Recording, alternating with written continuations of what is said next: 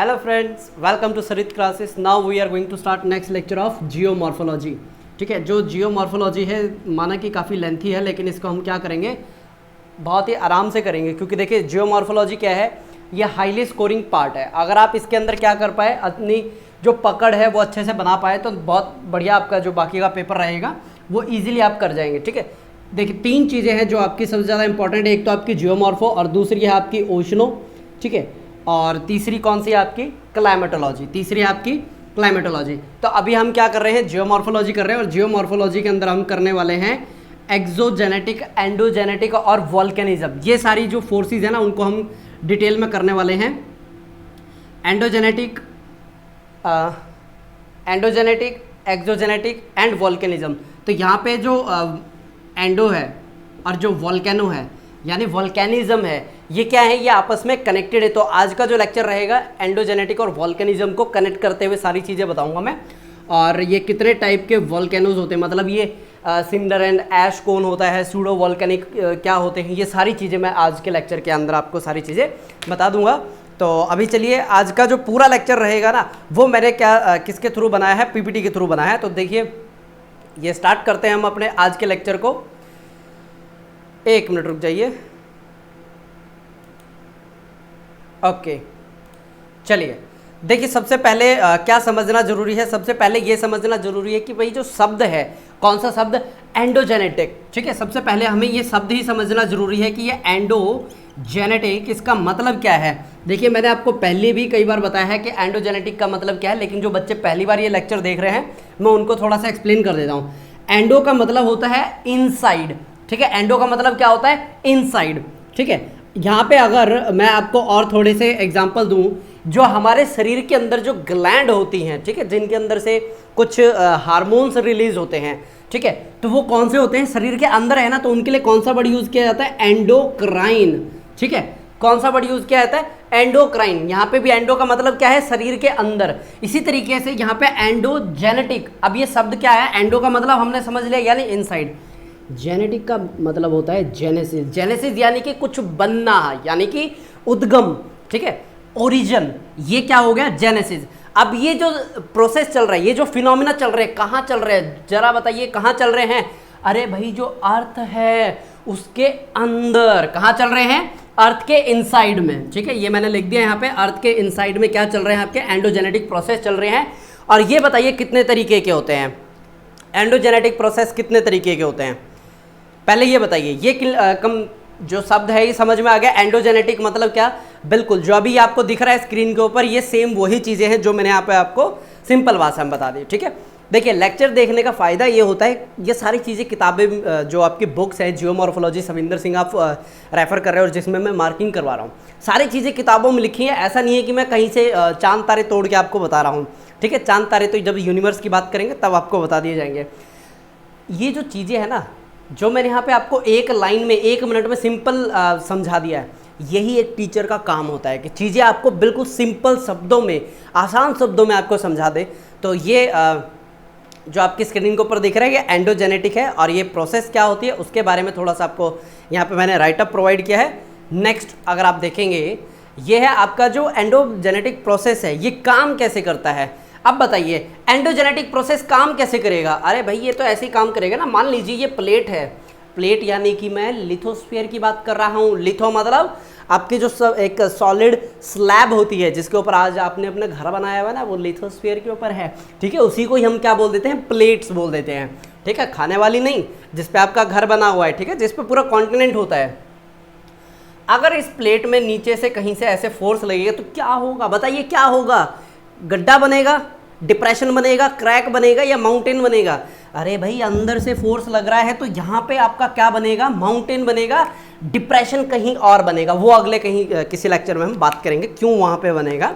ठीक है, तो एंडोजेनेटिक प्रोसेस कैसे काम करता है, नीचे से जो आपकी लिथोस्फेरिक स्लैब है उसमें क्या लगाएगा, प्रेशर क्रिएट करेगा। ठीक है, और उसकी वजह से क्या बनेगा आपका अपीरियंस में। ठीक है, जो हम ये शब्द है मॉर्फो, यानी अपीरियंस किसका आएगा, यहाँ पे रॉक का आएगा। ठीक है, यहाँ तक क्लियर। अब आगे देखिए आप, ये आपको समझ में आ गया है। उसके बाद अगर हम ये देखें कि जो मेन जो प्रोसेस होता है एंडोजेनेटिक के अंदर, अगर हम मेन प्रोसेस देखें तो मेन प्रोसेस क्या है? अरे माउंटेन बिल्ड करना, वैली नहीं। वैली कौन बनाता है बताइए? वैली कौन बनाएगा? ट्रेंच बनती हैं, ठीक है, ट्रेंच बनती हैं मैं मानता हूं, लेकिन वैली बनाने का काम किसका है? रिवर्स का काम है, ठीक है। रिवर्स के थ्रू वैली बनाई जाती है। ये वी शेप हो सकती हैं, ये यू शेप हो सकती हैं, ठीक है। वैली बनाने का काम किसका है? रिवर का। ट्रेंच कैसे बनेंगी बताइए? बताइए ट्रेंच कैसे बनेंगी? ये आपकी हो गई कौन सी प्लेट? ओशनिक प्लेट हो गई। और ये आपकी हो गई कौन सी? कॉन्टिनेंटल प्लेट हो गई। अब ये ओशनिक प्लेट क्या होगी? नीचे जाएगी ना, यहाँ पे क्या बनेगा? इधर ट्रेंच बनेगी, ठीक है। ऑल्दो ये जो ट्रेंच है हमें दिखाई नहीं देती। क्यों नहीं दिखाई देती? या तो ये सेडिमेंट के थ्रू लाके फिल कर दी जाती है। एग्जांपल बताऊं? ग्रेट जो इंडो गैंजेटिक प्लेन है ना, जो पूरा एकदम समतल दिखता है, अरे वो खाई है, उसको भरा गया है। जो गंगा रिवर अपने साथ इतने टनों की अमाउंट में सेडिमेंट लेके आती है। अरे भाई जब यहाँ पे शिपकिला पास की बात करते हैं, 1 किलोमीटर गहरा है, और वो 1 किलोमीटर गहरा जो माउंटेन काटा गया, रेंज वहाँ से ख़त्म हुई है, डेनुडेड हुई है, वो गया कहाँ? अरे भाई वो इंडो गैंजेटिक प्लेन। ये पूरा जो शब्द आया है ना प्लेन, इसको भी मैं थोड़ा डिफाइन करता हूँ। किसी भी फीचर को प्लेन कब बोला जाता है? जब उसमें 1 डिग्री से कम डेविएशन हो। डेविएशन मतलब अगर ये है, इसमें 1 डिग्री, ये है, थोड़ा सा डेविएशन चलेगा, इसको हम प्लेन बोल देते हैं, ठीक है। लेकिन अगर यहाँ पे मैं गैंजेटिक प्लेन की बात करूँ ना, इसमें 1 डिग्री से भी ना के बराबर, ठीक है, 0.1 के नियर बाय इसमें डेविएशन मिलता है कुछ कुछ जगह पे, ठीक है। अब यहाँ पे हमने बात कर ली प्लेन किसको बोला जाता है। हमने ये समझ लिया कि इंडो गैंजेटिक प्लेन वो बना कैसे है। कैसे बना है? ट्रेंच के अंदर सेडिमेंट को लाके भरा गया है, ठीक है। ट्रेंच के अंदर सेडिमेंट को लाके भरा गया है। और वहां पे आज की डेट में कौन से आपको स्टेट देखने को मिलते हैं? अरे भाई हरियाणा, उत्तर प्रदेश, ये क्या है? बिल्कुल एक खाई है, उसके अंदर सेडिमेंट, ये मान के चलिए खाई है, ठीक है। खाई मतलब मैं ट्रेंच वाली बात कर रहा हूँ, वैली वाली मत लेके चलना। इसको फिल कर दिया गया है, ठीक है। और यहाँ पे हमारे कुछ छोटे छोटे घर मैंने बना दिए हैं। तो ये आपका शो करता है कि कहाँ पे जो आपका उत्तर प्रदेश, हरियाणा, बिहार भी इसी के अंदर आ जाता है। बिहार हो गया, झारखंड के कुछ इलाके आ गए। मैं उत्तराखंड लिखने वाला था, आता तो है लेकिन उसमें माउंटेनियस पार्ट 90% है, तो उसको हम कंसीडर नहीं करते ग्रेट इंडो गैंजेटिक प्लेन के अंदर। राजस्थान के भी कुछ हिस्से आते हैं, बता देता हूँ, ठीक है। राजस्थान, मध्य प्रदेश, इसलिए ये इतना बड़ा होता है, ठीक है। अब मुझे थोड़ी देर के लिए पॉज करना पड़ेगा, लाइट जा चुकी है। चलिए करें फिर अपना दोबारा काम स्टार्ट। तो यहाँ पे हमने क्या देखा? ट्रेंच क्या होती है? ट्रेंच किस तरीके से अपने आप को चेंज कर लेती है, वो खुद नहीं करती, एक्सटर्नल एजेंट करते हैं। इसी तरीके से जो आपका एंडोजेनेटिक है, उसका मेन काम क्या है? जो प्लेन सरफेस है उसके अंदर क्या करना? चेंजेस क्रिएट करना, जैसे कि वहाँ पे माउंटेन बनाना, प्लेट्यू बनाना, ठीक है, क्रैक्स डेवलप करना। अरे भाई मैंने बोला ना बाय 1 गेट 3, बताइए बताइए, ये स्टेटमेंट याद है आपको? मैंने ये बोला कि जैसे सेल के अंदर लगा होता है ना, एक खरीदिए या फिर एक काम कीजिए, 3 फायदे मिलते हैं, ठीक है। इसी तरीके से जो एंडोजेनेटिक फोर्स लगती है ना, उसके अंदर 3 चीजें आपको बाय प्रोडक्ट मिलती हैं। बाय प्रोडक्ट मतलब अगर एंडोजेनेटिक फोर्स इंप्लाई हो रही है तो इसके साथ साथ आपको क्या देखने को मिलेगी? अर्थक्वेक जैसी एक्टिविटी देखने को मिलेगी, यस। सुनामी देखने को मिलेगी, यस, बशर्ते अर्थक्वेक पानी के नीचे हुआ हो, ठीक है। अर्थक्वेक, सुनामी और वॉल्केनो तो होती ही है, ठीक है। जैसे आपके एंडीज जो पर्वत है, ठीक है, पेरुचिली ट्रेंच है, उसके आगे जो प्लेट कोलाइड हो रही है, ठीक है। नाज़गा प्लेट किसके नीचे जा रही है? बताइए बताइए कौन सी प्लेट है?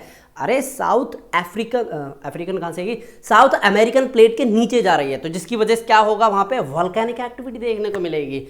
अब $1 मिलियन क्वेश्चन, मैंने इसका आंसर दिया हुआ है। अब आप मुझे नीचे कमेंट में बताइए, why Himalaya doesn't have any volcanic activity.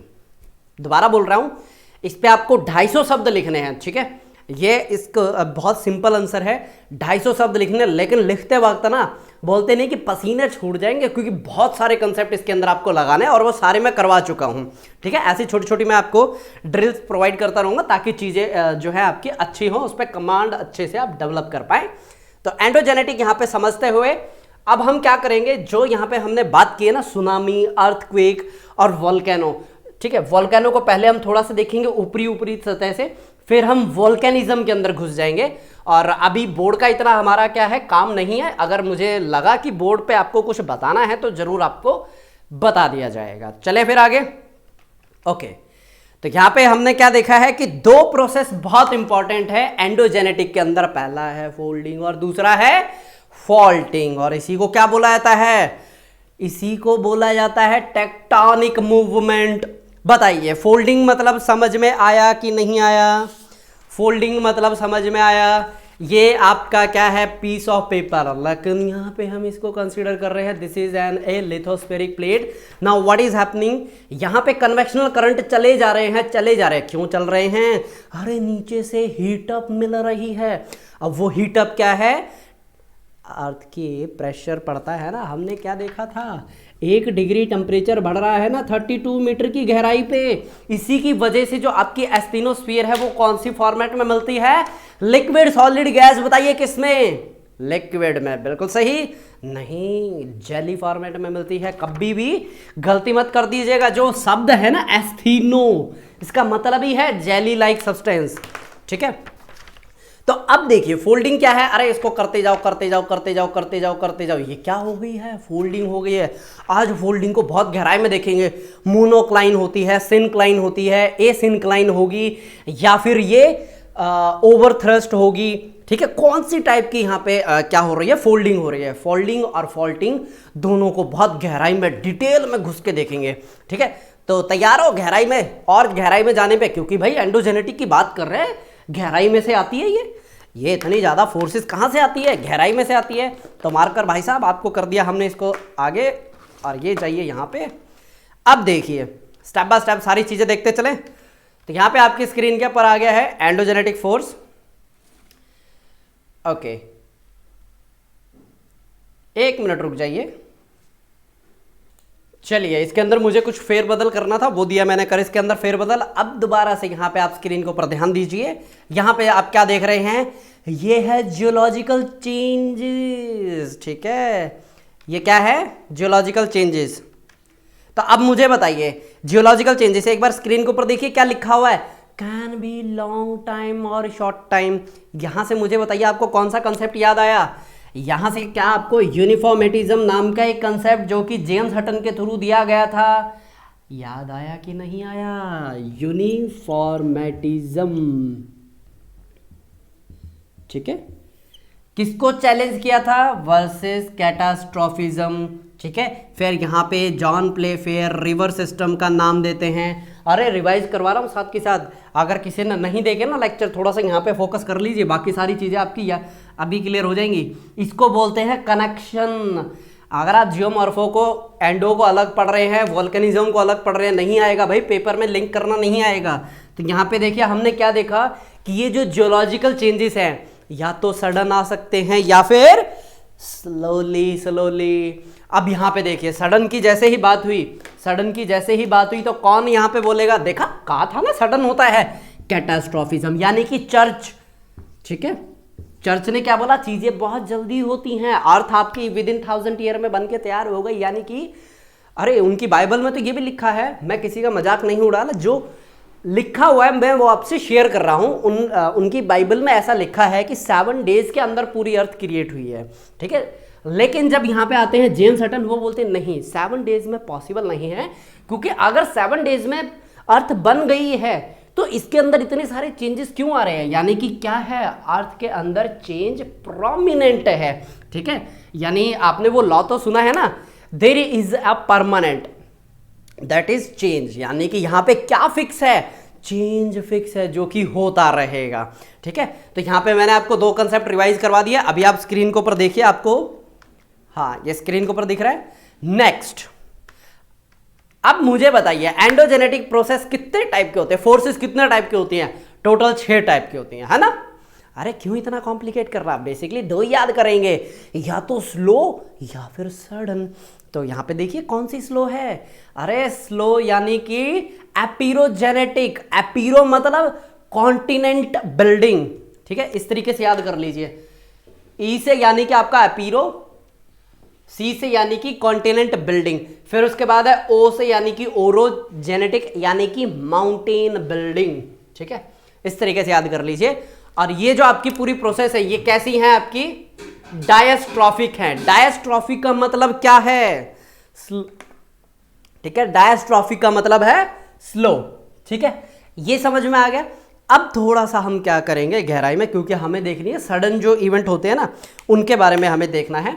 देखिए यहाँ पे आपको एंडोजेनेटिक फोर्स दो टाइप के यहाँ पे मैंने आपको लिख के प्रोवाइड किए हैं, देखिए ध्यान से, डायस्ट्रॉफिक और सडन। डायस्ट्रॉफिक में आगे आपको दिख रहे हैं एपिरोजेनेटिक एंड ओरोजेनेटिक। आगे देखिए यहाँ पे अभी हमें क्या बोला था, किसकी बात करने वाले, सडन की बात कर रहे हैं। बिल्डिंग गिरती हुई दिख रही है आपको, देखिए ध्यान से स्क्रीन पे, तो ये क्या है, अर्थक्वेक को रिप्रेजेंट कर रहा है। किसको रिप्रेजेंट कर रहा है, अर्थक्वेक को रिप्रेजेंट कर रहा है। अरे भाई अर्थक्वेक कैसा फिनोमिना है, क्या हर 2 मिनट में आता है या अचानक आ जाता है, सडन आता है। इंटेंसिटी कम होती है ज्यादा होती है, मे बी कभी ज्यादा कभी कम, ठीक है, लेकिन अगर ज्यादा हुई तो बताने के लायक आप बचोगे नहीं कि ये ज्यादा थी या कम थी, ठीक है। कैसे, क्योंकि जब एकदम से झटका आता है ना, ट्रिमर आता है, यहाँ पे मैं थोड़ा सा अर्थक्वेक के बारे में आपको एक्सप्लेन कर देता हूँ होता क्या है। देखिए अर्थक्वेक, ठीक है, शब्द को समझिए एक बार।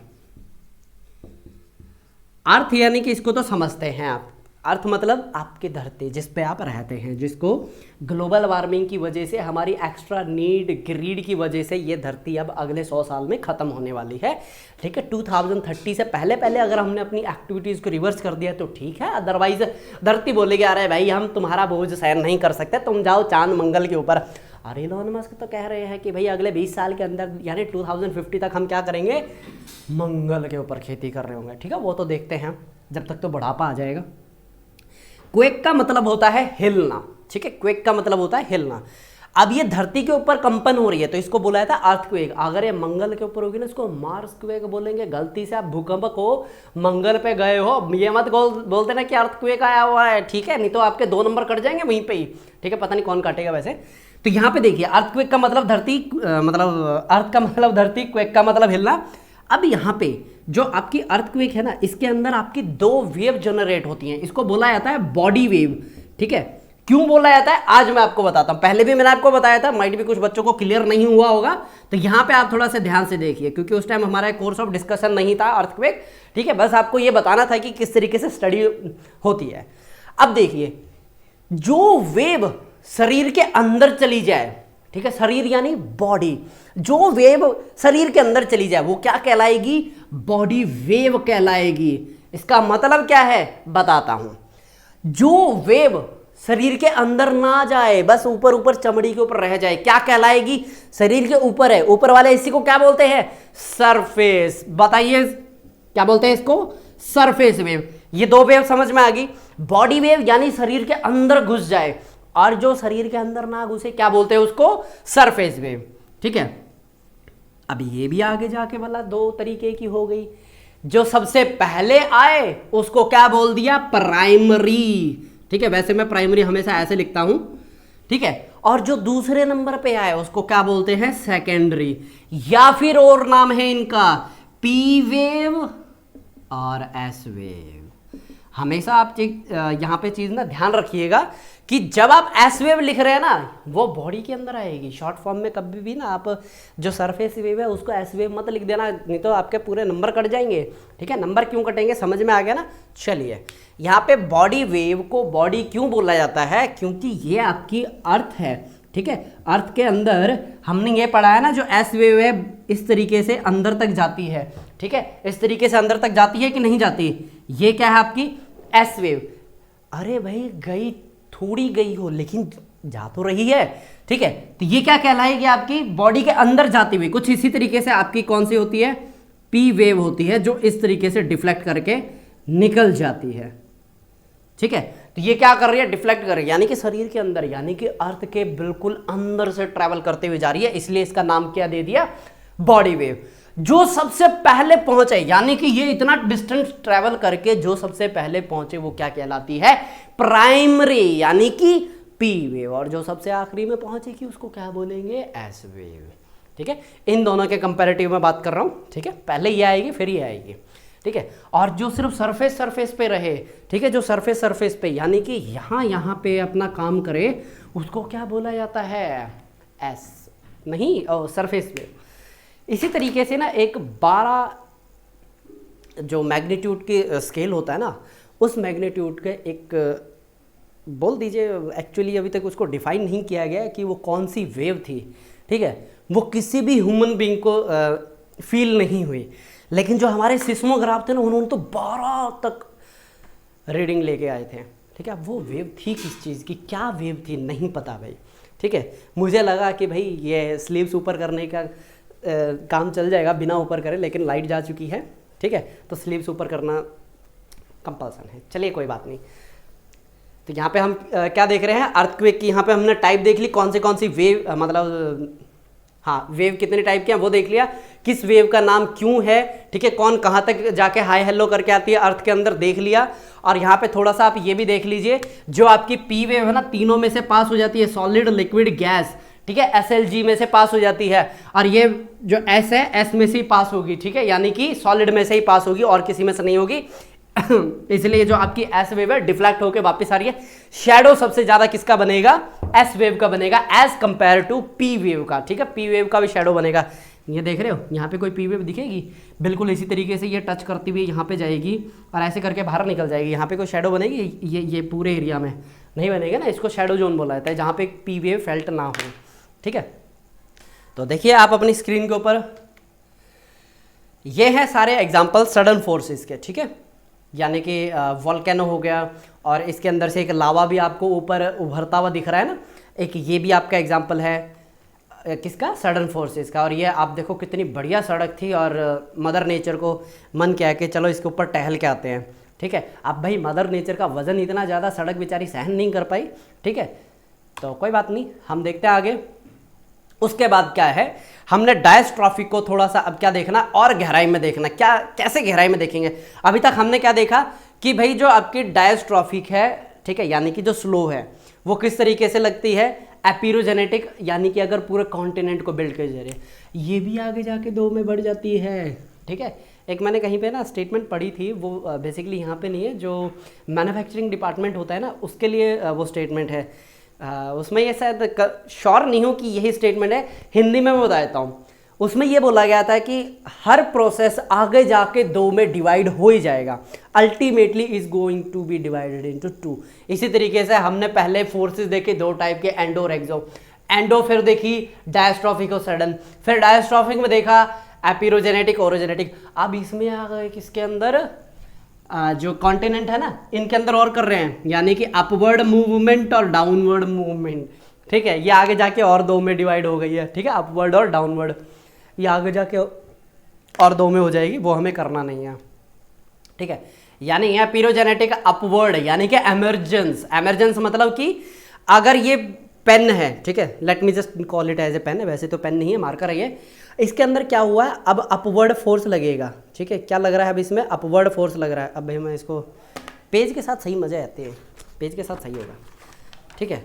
अब ये पेज है, अब इसके नीचे क्या लग रहा है, अपवर्ड फोर्स लग रहा है, अपवर्ड फोर्स लग रहा है ना, तो बताइए क्या बना है, बताइए क्या बना है, अरे ये बाहर आया है, मतलब जो इसकी ओरिजिनल पोजीशन थी ना, ये इसकी ओरिजिनल पोजीशन थी, नीचे से फोर्स लगने के बाद ये ओरिजिनल से यहाँ पे आ गया, यानी कि क्या हुआ है, ऊपर आया, ठीक है, ऊपर आया है, तो इन्हीं को क्या बोलते हैं हम, माउंटेन बोलते हैं।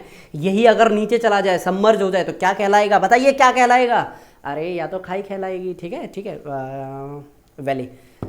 और एक और एग्जांपल दूँ, आपकी इंडियन प्लेट है, चले जा रही है, चले जा रही है, घूमने फिरने निकली हुई है, किसको पार कर दिया, इक्वेटर को पार कर दिया, फिर भी नहीं रुक रही है, चले जा रही है, यहाँ तक कि इक्वेटर पे आने से पहले हॉटस्पॉट को भी हाई हेलो करके आई है, मतलब हॉटस्पॉट से गुजर के आई है, इसलिए आपको 10 लाख किलोमीटर के एरिया का क्या मिलता है, डेक्कन लावा प्लेट्यू के नाम से आपको एक स्ट्रक्चर देखने को मिलती है, यानी कि ब्लैक सॉइल जहाँ मिलती है, ठीक है, ये समझ में आ गया। उसके बाद ये चलती जा रही है, चलती जा रही है, अब यहाँ पे यूरेशियन प्लेट बोलती है, यानी कि चेक पोस्ट आ जाता है, अरे रुको रुको रुको रुको, ये भाई साहब रुके ही नहीं, सीधा टक्कर मार दी इसके अंदर। अब हुआ क्या इस टक्कर में, खुद का ही नुकसान, अरे वेस्टर्न घाट टूट के नीचे चला गया, यानी कि जो आपको वेस्टर्न घाट की ये प्लेट्स दिखती है ना, कुछ नहीं है, ये सीधी आगे जा रही थी, हिमालय यहाँ से ऐसे मुंह ऊपर हो गया, ठीक है, हिमालय का इधर से जो बोलते हैं ना कि फ्रंट जो था वो ऊपर उठा, ठीक है, वो आज की डेट में आपकी हिमालयन रेंज हो गई। और जो आपका कौन सा था, अरे जो गुजरात के नीचे का जो पूरा हिस्सा है ना, वो ऐसे पूरा प्लेन था, ये बेचारा टूट के ना ऐसे चला गया। तो अब ये देखिए, ये क्या है, अभी तो प्लेन है लेकिन जैसे ही टक्कर लगी ये हो गया टूट के नीचे। अब ये क्या बन गए, अरे माउंटेन बन गए। इसी वजह से तो क्या बनता है, ग्रेट वाटर डिवाइड। अरे इंडिया में कुछ भी छोटा होता ही नहीं है, सब कुछ ग्रेट होते हैं। देखिए किस तरीके से, ये है आपका क्या, पेनिनसुलर इंडिया। क्या आपको पेनिनसुलर इंडिया दिख रहा है? कुछ ज़्यादा ही ब्राइट हो रहा है आज, कोई बात नहीं। ये क्या है आपका, पेनिनसुलर इंडिया। ये बन गया आपका पूरा वेस्टर्न घाट, ठीक है। अब भाई यहाँ पे इंडियन प्लेट क्या कह रही है, नहीं भाई दिल मांगे मोर। अब इंडिया जो इंडियन प्लेट कह रही है दिल मांगे मोर, और कितनी 1 से 2 सेंटीमीटर ये हर साल आगे बढ़ती जा रही है, और मिलियंस ईयर हो चुके हैं इसको ये प्रोसेस कंटिन्यू करते हुए। तो इसकी वजह से यहाँ पे आपको कुछ इस तरीके के आपको ना दो वो देखने को मिलते हैं, जिसको हम बोलते हैं विंध्या एंड सतपुड़ा रेंज। क्या बोलते हैं, दोबारा बोलिए, विंध्या एंड सतपुड़ा रेंज। यहाँ पे एक आपका माउंटेन आ जाता है, ठीक है, जिसको बोला जाता है अमरकंटका प्लेट्यू। माउंटेन शब्द गलत है क्योंकि इसका जो ऊपर का टॉप है फ्लैट है। तो ये क्या आ जाता है यहाँ पे, अमरकंटका प्लेट्यू, ठीक है। सारे जियोमॉर्फोलॉजी के हिस्से हैं भाई ये, आप चिंता मत कीजिए। और फिर ये क्या बन जाती है आपकी, बिल्कुल सही जवाब दिया, अरावली रेंजेस, जो कि है प्री कैम्ब्रियन के टाइम पीरियड के। अच्छा मुझे ये बताइए, क्या आपको वो अभी तक याद है जो मैंने आपको क्या नाम है उसका, जियोलॉजिकल टाइम स्केल के अंदर मैंने बताया था, CM, बताइए बताइए बताइए, C और M यानी कि कैम्ब्रियन, कैम्ब्रियन यानी कि marine life, CM of Ordovician यानी कि मछलियां डोमिनेट करती हैं। अरे इस तरीके से पूरी एक मैंने बताई थी, याद आया? नहीं आया? पहले वीडियो जाके देखो भाई। यहाँ पे जितने भी चीज़ें मैं आगे करवाने वाला, सीधा बोलने वाला मैं, ये प्री कैम्ब्रियन पीरियड का। अरे सर प्री कैम्ब्रियन करवाया नहीं, अरे जियोलॉजिकल टाइम स्केल में सारी चीज़ें करवा दी हैं। तो ये क्या हो गया आपका, अरावली हो गया, विंध्या सतपुड़ा, ये हो गया वेस्टर्न घाट, ये हो गया आपका अमरकंटका प्लेट्यू। अब इसकी वजह से क्या होता है, बेचारा मानसून यहाँ पे टकराया, ये घुसता ही नहीं है अंदर। क्यों नहीं? वेस्टर्न घाट बोलता है अरे भाई पहले तुम मुझे तो हफ्ता दो, ठीक है। हफ्ता मतलब कि थोड़ी सी वसूली होती है यहाँ पे। इसकी वजह से होगा क्या, यहाँ पे हैवी रेन होती है, बहुत ही कम टाइम में क्या हो जाएगी, अरे इतनी ज़्यादा बारिश हो जाती है कि संभाल ही नहीं संभलती। तो यहाँ से स्टार्ट होती है आपकी सीजनल रिवर्स। ये क्या है आपकी सीजनल रिवर, 3000 से भी ज़्यादा आपकी सीजनल रिवर क्या हो जाती है, स्टार्ट हो जाती है। यहाँ पे बारिश क्या होगी फिर, इस तरीके से बढ़ती जाएगी बढ़ती जाएगी बढ़ती जाएगी। अब उसको क्या मिल गया भाई, पालघाट वालघाट रीजन से वो अंदर घुसेगी, लेकिन इतनी नहीं घुस पाएगी जितनी यहाँ पे इसको जगह मिली है। ये सीधी जाएगी यहाँ पे अमरकंटका से टकराएगी, ठीक है, टेंशन मत लीजिए। ये सारी चीज़ें हम क्लाइमेटों में पढ़ेंगे, अभी मैं इसलिए इंट्रोड्यूस कर रहा हूँ क्योंकि यहाँ पे वो स्ट्रक्चर आ गया। अब उन स्ट्रक्चर का क्या इम्पैक्ट पड़ता है हमारी डेली लाइफ में, यहाँ पे बताना जरूरी है आपको, ठीक है। जब आपको दोबारा बताऊंगा तो ऐसा लगेगा अरे सर इसको तो हम जानते हैं, मक्खन की तरह सारी चीज़ें पता हैं, ठीक है। कोई नहीं, थोड़ा सा एक्स्ट्रा बचे तो भेज देना, मैं रोटी पे लगा के खा लूँगा मक्खन को, ठीक है। तो चलिए मक्खन खा लिया, पेट भर गया, अब पढ़ाई कर लेते हैं। पढ़ाई में अभी हम क्या देख रहे हैं कि ये अंदर जाते जा रही है। कौन सी हवा, ये मानसून की है, ठीक है। 2 ब्रांचेस होती है, ये यहाँ से भी एक टूट के अलग जाती है, वो अभी हम डिस्कस नहीं कर रहे हैं। तो ये क्या करेगी, यहाँ से जैसे ही अमरकंटका प्लेटू से टकराएगी तो यहाँ पे होती है बारिश, और इस तरफ से कुछ आपकी ना नदियाँ निकलती हैं। इसको बोला जाता है radial type of channel morphology. क्या होता है देखेंगे आगे, ठीक है। नर्मदा, ताप्ती, महानदी, सोन, ये कुछ नदियाँ यहाँ इसी एरिया के नियर बाय आपको मिलती हैं। और ये आपके अरावली भाई साहब है, ये क्या करते हैं, हवाओं को अपने पास से जाने देते हैं, यानी कि ये क्या नहीं करते, ब्लॉकेज नहीं क्रिएट करते। लेकिन यहाँ पे इन सब का डैडी बैठा है यहाँ पे, यानी कि हिमालयन रेंज। जितनी भी हवाएं आती हैं सारी यहाँ से टकरा के वापस आ जाती हैं और बारिश होती है और बच्चे लुफ्त लेते हैं, ठीक है। नाव बनाते हैं, अभी तो कोई नाव बनाता मैंने आज तक देखा नहीं है पिछले 4-5 सालों में, लेकिन हम तो बहुत बनाते थे, ठीक है। यही नहीं पता होता था भाई जरा सा पानी गिरा नाव डूब जाएगी हमारी, ठीक है। तो यहाँ पे हमने देख लो एंडोजेनेटिक प्रोसेस को कहाँ कहाँ किधर किधर कैसे कैसे लिंक करते हुए आपको बता दिया है। अब आप स्क्रीन के ऊपर देखिए, यहाँ पे जो एपिरोजेनेटिक है वो बता दिया। 2 तरीके की फोर्सेज होती हैं, या तो चीज़ें ऊपर आएंगी, ये सारे एग्जाम्पल हैं उसके, ठीक है। उनका क्या इंपैक्ट पड़ेगा डेली लाइफ पे, बारिश से यहाँ पे मैंने कनेक्ट करके बता दिया। और भी है एग्रीकल्चर के प्रोस्पेक्टिव से, सॉइल के प्रोस्पेक्टिव से, यहाँ पे हैबिटेट के प्रोस्पेक्टिव से, सोसाइटी के प्रोस्पेक्टिव से है, जंगलों के प्रोस्पेक्टिव से, बहुत प्रोस्पेक्टिव है इसके अंदर बताने के लिए, ठीक है। अभी हमारा जो मेन टास्क था वो मैंने कर दिया कंप्लीट। अभी हम देख रहे हैं दूसरी, यानी कि टेंशनल, ठीक है। कहाँ गया भाई, हाँ ये रहा। ओरोजेनेटिक यानी कि टेंशनल। टेंशनल का मतलब क्या होता है, या तो इस तरीके से खींचा जाएगा, ये क्या हो गई आपकी टेंशनल फोर्स हो गई। इस चक्कर में होगा पता क्या, कुछ हिस्सा या तो ऊपर आ जाएगा या नीचे बैठ जाएगा, ठीक है, जब इस तरीके से टेंशनल फोर्स लगती है, ठीक है। अरे कहाँ गया भाई, एक तो ना ये आज ही बनाइए हॉटकीज। एक तो हो गया आपका टेंशनल, कहा गया, ये हो गया टेंशनल। दूसरा ये आपस में कुछ इस तरीके से भी आ सकता है, ये हो गया आपका कंप्रेशनल। सिंपल सी बात है, या तो आप इस तरीके से पेन का ढक्कन खोलोगे या तो आप इस तरीके से पेन का ढक्कन बंद करोगे। तो ये क्या हो गया, अगर आपने इसको खींचा, ये हो गया कंप्रेशनल। अरे कंप्रेशनल नहीं टेंशनल हुआ है, यानी आपने खींचा है। अगर आपने इसको क्या किया, इस तरीके से बंद कर दिया, ये क्या हुआ, आप ये जो आपने पेन का ढक्कन बंद किया है कंप्रेशनल, ठीक है। ये मत बोलना कि सर यहाँ पे माउंटेन नहीं बना, पेन के अंदर माउंटेन बनते, तुम भी यार। चलिए, तो यहाँ पे टेंशनल यानी कि क्रिस्टल फ्रैक्चर। उसके बाद आपका आता है कंप्रेशनल, ठीक है। कंप्रेशनल में क्या होता है, बेंडिंग होती है, ठीक है। कंप्रेशनल में क्या होगा, बेंडिंग, यानी कि वेस्टर्न घाट क्या हुआ है, टिल्ट हो गया, ठीक है, बेंड हो गया है। समझ में आ गया। चले फिर आगे। अरे भाई तकरीबन ये मान के चलो 110 से 120 स्लाइडें हैं। यही लेक्चर आपका फिर अच्छा खासा आपको मज़े तो क्या होगा।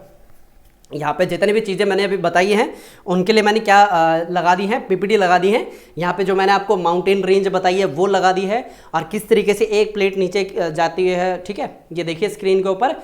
और यहाँ पे मैंने आपसे एक सवाल पूछा था, आंसर भी मैं अभी आपको देने वाला हूँ, क्योंकि सवाल क्या था, पहले सवाल ही बता दीजिए, आंसर तो छोड़िए, सवाल बताइए क्या था। 1 2 3, बहुत बढ़िया, किसी को सवाल याद नहीं है।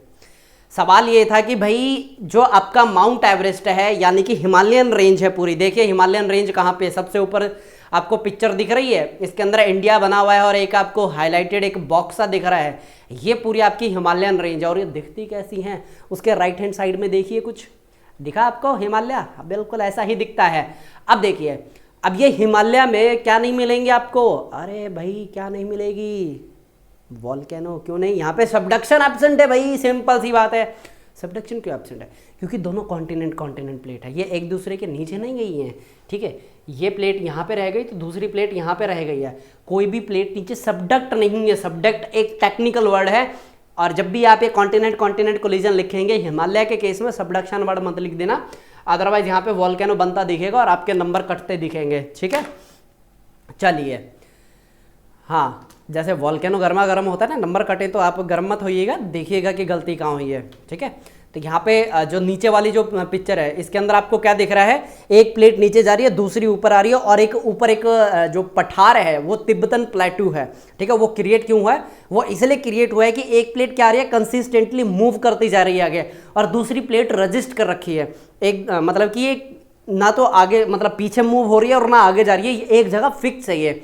तो इसकी वजह से क्या हो रहा है, ये ऊपर ऊपर ऊपर ऊपर और ऊपर उठती जा रही है। तो इसलिए जो आपका तिब्बतन प्लेटू है, ठीक है, ये सबसे ज़्यादा हेल्पफुल है किसके लिए, इंडिया के लिए, इंडिया में मॉनसून लाने के लिए। किस तरीके से, वेट कीजिए क्लाइमेटोलॉजी। अरे भाई आपको पता है, अगर तिब्बतन प्लेटू गर्म ना हो ना, इंडिया के अंदर मॉनसून नहीं आएगा। हाँ, नई चीज़ पता चली, बताएंगे, ठीक है। विद डायग्राम आपको सारी चीज़ें दिखाऊंगा मैं। आगे चलिए, ये क्या है आपकी, जो अलग अलग जगह पे मैंने बोला था ना डिप्रेशन बनेगा, डिप्रेशन के अंदर भाई पानी तो आएगा। कई बार पता क्या होता है, बारिश की वजह से पानी आता है, और कई बार क्या होता है यहाँ पे चलिए रिवर्स फॉल्ट वगैरह आएंगे ना, तो मैं उसमें बता दूंगा। तो जब प्लेटें इस तरीके से खिंचती हैं तो नीचे का जो ग्राउंड वाटर होता है ना, उनको ऐसे हिलते डुलते ना ऊपर आने के लिए जगह मिल जाती है, और ये वहाँ पे ऑलरेडी गड्ढा बना होता है, उसके अंदर आके इकट्ठा हो जाता है। तो कई हमेशा अगर आपको ये ऑप्शन मिले ना कि गड्ढों के अंदर हमेशा पानी आपको बारिश की वजह से मिलेगा, इस तरीके के सवाल ना ऐसे आते हैं। 2 स्टेटमेंट दी जाती है, स्टेटमेंट 1 और स्टेटमेंट 2। नीचे आपके ऑप्शन होंगे A B C D। इसमें लिखा होगा 1 करेक्ट, 2 करेक्ट, इसमें लिखा होगा बोथ करेक्ट, और इसमें लिखा होगा दोनों इनकरेक्ट हैं। तो इसके अंदर थोड़ी सी स्टेटमेंट ध्यान से पढ़नी होती है, सवाल सारे आसान होते हैं, ठीक है। गलतियाँ मेरे से भी होती हैं, ऐसी बात नहीं है कि इतने आसान होते हैं, स्टेटमेंट ना तकरीबन सही होती हैं। चलिए, ये आपके सेल्फ स्टडी के लिए किस तरीके से कौन सी प्लेट नीचे जा रही है, कहाँ पे आपको एक डिप्रेशन सा बनता हुआ दिख रहा है ना। 2 डायग्राम है, पेंसिल से बनाए हुए हैं, एक ऊपर और एक नीचे। नीचे वाले को थोड़ा ध्यान से देखिएगा, आपकी सेल्फ स्टडी के लिए, ठीक है। आगे चले, बात बढ़िया। ये है आपके डाउनवर्ड मूवमेंट को शो करता हुआ। आपको कहीं पर ट्रफ लिखा हुआ दिख रहा है? अरे सर कहाँ लिखा हुआ है, इधर ध्यान दीजिए। एक तो क्रैक डेवलप है और दूसरा एक अलग से डायग्राम बना हुआ है, उसके अंदर ग्रीन ग्रीन पार्ट है ना, वहां पे ट्रफ लिखा हुआ है, ध्यान से देखिए। दिखाई दिया? बहुत बढ़िया। तो ये क्या शो कर रहा है? आपकी डाउनवर्ड मूवमेंट को शो कर रहा है, यानी कि ये जमीन है। सबमर्ज का मतलब क्या होता है? डूबना, नीचे जाना, ठीक है। सबमर्ज वर्ड बेसिकली क्या है कि अगर ये नीचे गई है ना, ऑटोमेटिक है इसके ऊपर वाली जगह पे पानी आ जाएगा, ठीक है। चलिए फिर आगे चलें। ये है आपके जो ओरिजिनेटिक फोर्सेज हैं, ठीक है। जितना अभी तक हमने करा है ना, उसको क्या कर रहे हैं, देखिए जितने मैंने अब तक आपको एग्जांपल दिया ना, उनको क्या कर रहे हैं, हम कपड़े पहना रहे हैं, खाखा पहना रहे हैं। यानी कि मैंने पहले बोला कि एक प्लेट उधर जाएगी, एक इधर जाएगी, अब बस हम क्या कर रहे हैं, उसके नामकरण कर रहे हैं, ठीक है। तो ये नामकरण देख लीजिए किस तरीके से डायग्राम है। यहाँ पे आपको एक डायग्राम में ये दिख रहा है ना कि एक प्लेट इस तरफ मूव हो रही है, एक प्लेट इस तरफ मूव हो रही है।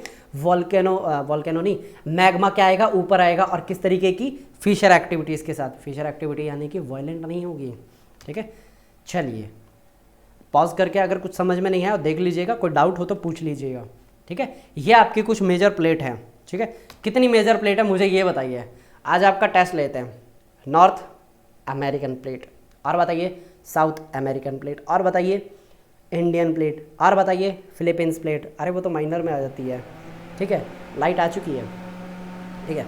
ये पीछे अगर आपको कुछ घूं घूं की आवाज़ आ रही है ना, ये कूलर चला है अभी।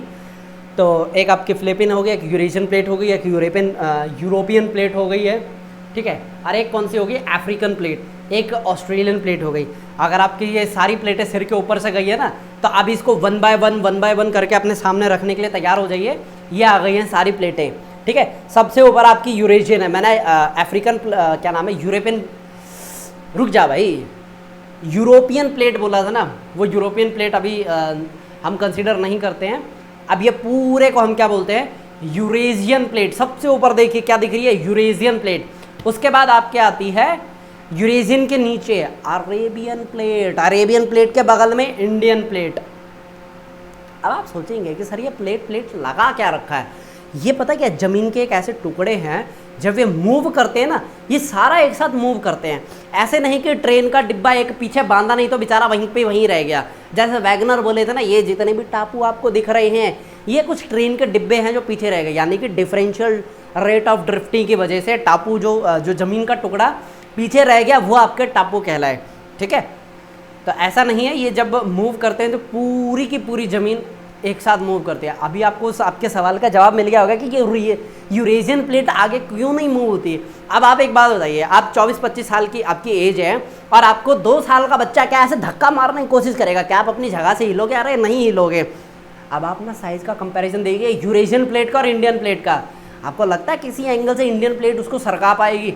अरे नहीं कर पाएगी। उसके नीचे अफ्रीकन प्लेट है भाई, ध्यान से देखिए, यूरेशियन के नीचे अफ्रीकन प्लेट है, वो नहीं मूव कर पा रही। ये अभी फिलहाल जो अफ्रीकन प्लेट है, पता किसको खत्म कर रही है? मेडिटरेनियन सी को खत्म करती जा रही है, ठीक है। ये रेमिनेंट है किसका? अरे टेथिस सी, आपने कभी सदियों पहले पढ़ा होगा इस चैनल के ऊपर, वहाँ पे टेथिस सी नाम की एक जगह मैंने आपको बताई थी। ये उसके क्या है, रेमिनेंट है। रेमिनेंट मतलब बाकी जो टेथिस सी थी वो सारी हो चुकी है गायब, लेकिन अब ये जो बचा है मेडिटरेनियन सी, यही क्या है, आपके टेथिस सी का बहुत बढ़िया एग्जाम्पल। और जो वेस्टर्न डिस्टर्बेंस, कल परसों ये बारिश आई थी, आंधी आई थी, आपने देखा कितनी ज़बरदस्त आंधी थी। अगर आप हरियाणा से हैं तो, और कहीं का मुझे पता नहीं है, राजस्थान में भी मुझे खबर है कि ये आई थी। तो ये जो आंधी आई है, इसके पास जो मॉइस्चर आया, ये कहाँ से आया?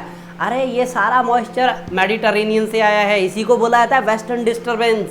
ये मानसून नहीं था। बहुत सारे बच्चे बोल रहे सर ये मानसून आ गया, मानसून आ गया। अरे नहीं बाबा, मानसून आने को अगर आप कहाँ पे हैं, हरियाणा में, कम से कम 2 से 3 दिन अभी और लगेंगे। ये मैं बोल रहा हूँ 14 तारीख को, 14 जून 2021 को, ठीक है। चलिए आगे देखते हैं। ये है आपका सेम डायरेक्शन में अगर मूव होती हैं, सेम डायरेक्शन में मूव हो क्या हो रही हैं?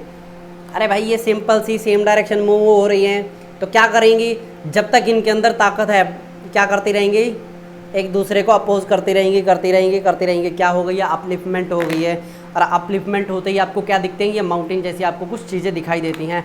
आगे चलते हैं। ये जो स्लैब हैं, ये अपनी जगह से इधर उधर क्यों टहलने जा रही हैं? नीचे भाई इनके आग लगा रखी है, यानी कि एस्थिनोस्फीयर बहुत गर्म है, कन्वेक्शनल करंट बन रहे हैं। ये हमारी आज की स्टडी बोलती है, पता चले 100 साल बाद अरे सर वो ना हमारा जो अजम्पशन था it was a little bit change, there was no any kind of convectional current as per new suggestion, as per new theory, as per new assumptions, it's not conventional current, it is traditional current. चलिए मैंने अपना नाम दे दिया है, it is a traditional current. ठीक है, तो आज से ये हमारी थ्योरी है, इसको फॉलो करेंगे। एनसीईआरटी में छपवा दो कि भाई आज से ये कन्वेक्शनल करंट नहीं ट्रेडिशनल करंट है ये। तो ये इस तरीके की चलती रहती है चीज़ें। ठीक है, तो ये क्या है, अभी जो हमारी एट प्रेजेंट जो स्टडी है ना, देखिए पढ़ाई क्या होती है, जितना आप पढ़ते जाएंगे ना चीज़ें आपको पता चलती जाएंगी।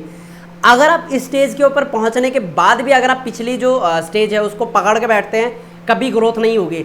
आपने इस स्टेज का पहुंच लिया, यहाँ पे आपने चीज़ें सीखी, इधर लर्न करके और आगे बढ़िए और आगे बढ़िए। यही तो लाइफ का असूल है भाई। अगर आप वहीं पर पकड़ के बैठ जाएंगे तो कैसे आगे बढ़ा जाएगा भाई लाइफ में।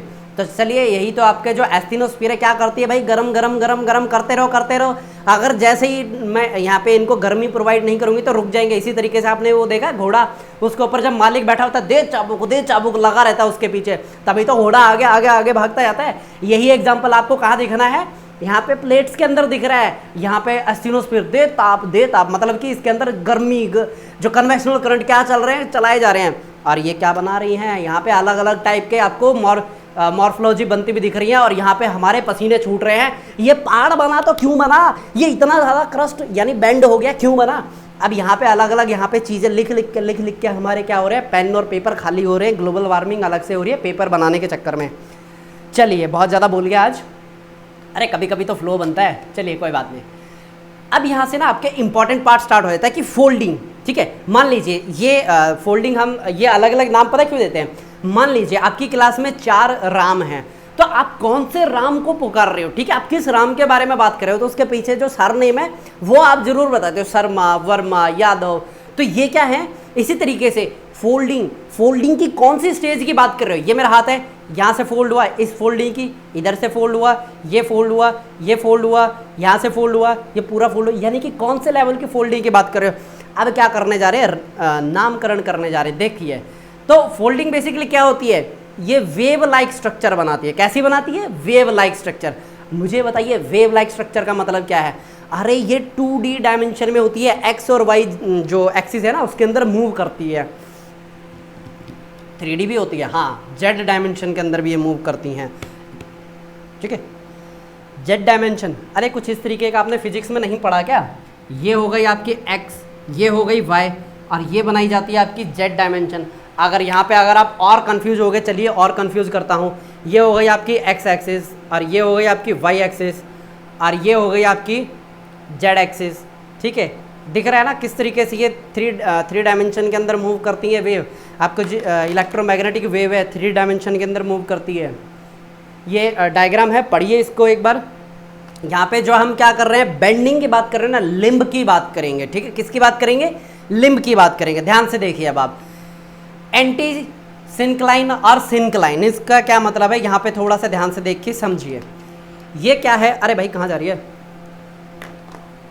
ये 2 रेड मार्कर है मेरे पास। ठीक है, अब ये क्या हो रहा है, बेंड होना स्टार्ट हुए हैं।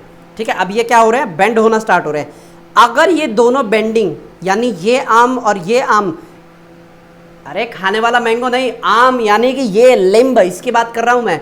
अगर इनकी दोनों ही क्या होंगी, एक जैसी लंबाई, ये भी 100 मीटर ये भी 100 मीटर, क्या कहलाएगी, यहां पे देखिए ना, सिंक्लाइन, अरे एसिमेट्री, मैं सिंक्लाइन एंटी सिंक्लाइन अब बताता हूँ। ये दोनों क्या है, एक ही क्या है लेंथ, तो ये क्या होगी, सिमेट्रिकल। ठीक है, सिमेट्री मतलब एक जैसी। अगर ये कुछ इस तरीके की आम बनी, एक सिर्फ 10 मीटर की, दूसरी हो गई 200 मीटर की, क्या हो गई, छोटी बड़ी हो गई ना, ये क्या कहलाया आपका, एसिमेट्रिकल। सिंक्लाइन और एंटी सिंक्लाइन कुछ नहीं, एक हिस्सा ऊपर जाएगा और एक हिस्सा नीचे जाएगा, वही सिंक्लाइन और एंटी सिंक्लाइन होता है। ठीक है, आगे चलते हैं। यहाँ पे जितनी भी फोल्डिंग होती है आप देख लीजिए, ये अलग अलग लेवल है, किस किस लेवल पे जाके फोल्डिंग होगी। और यहाँ पे ये जितने भी चीज़ें मैंने अभी आपको बताई है ना, सिंक्लाइन, एंटी सिंक्लाइन, ओवरटर्न्ड, रिकम्बेंट, आप एक बार डायग्राम में देख के समझिए, फिर मैं आपको रियल जो पिक्चर है वो दिखाता हूँ। ये आपके आती है type of folding, symmetrical fold, बता दिया है आपको किस तरीके की वजह से होता है। अगर फोर्स दोनों साइड में एक जैसा लगेगा तो कैसा होगा, सिमेट्रिकल होगा।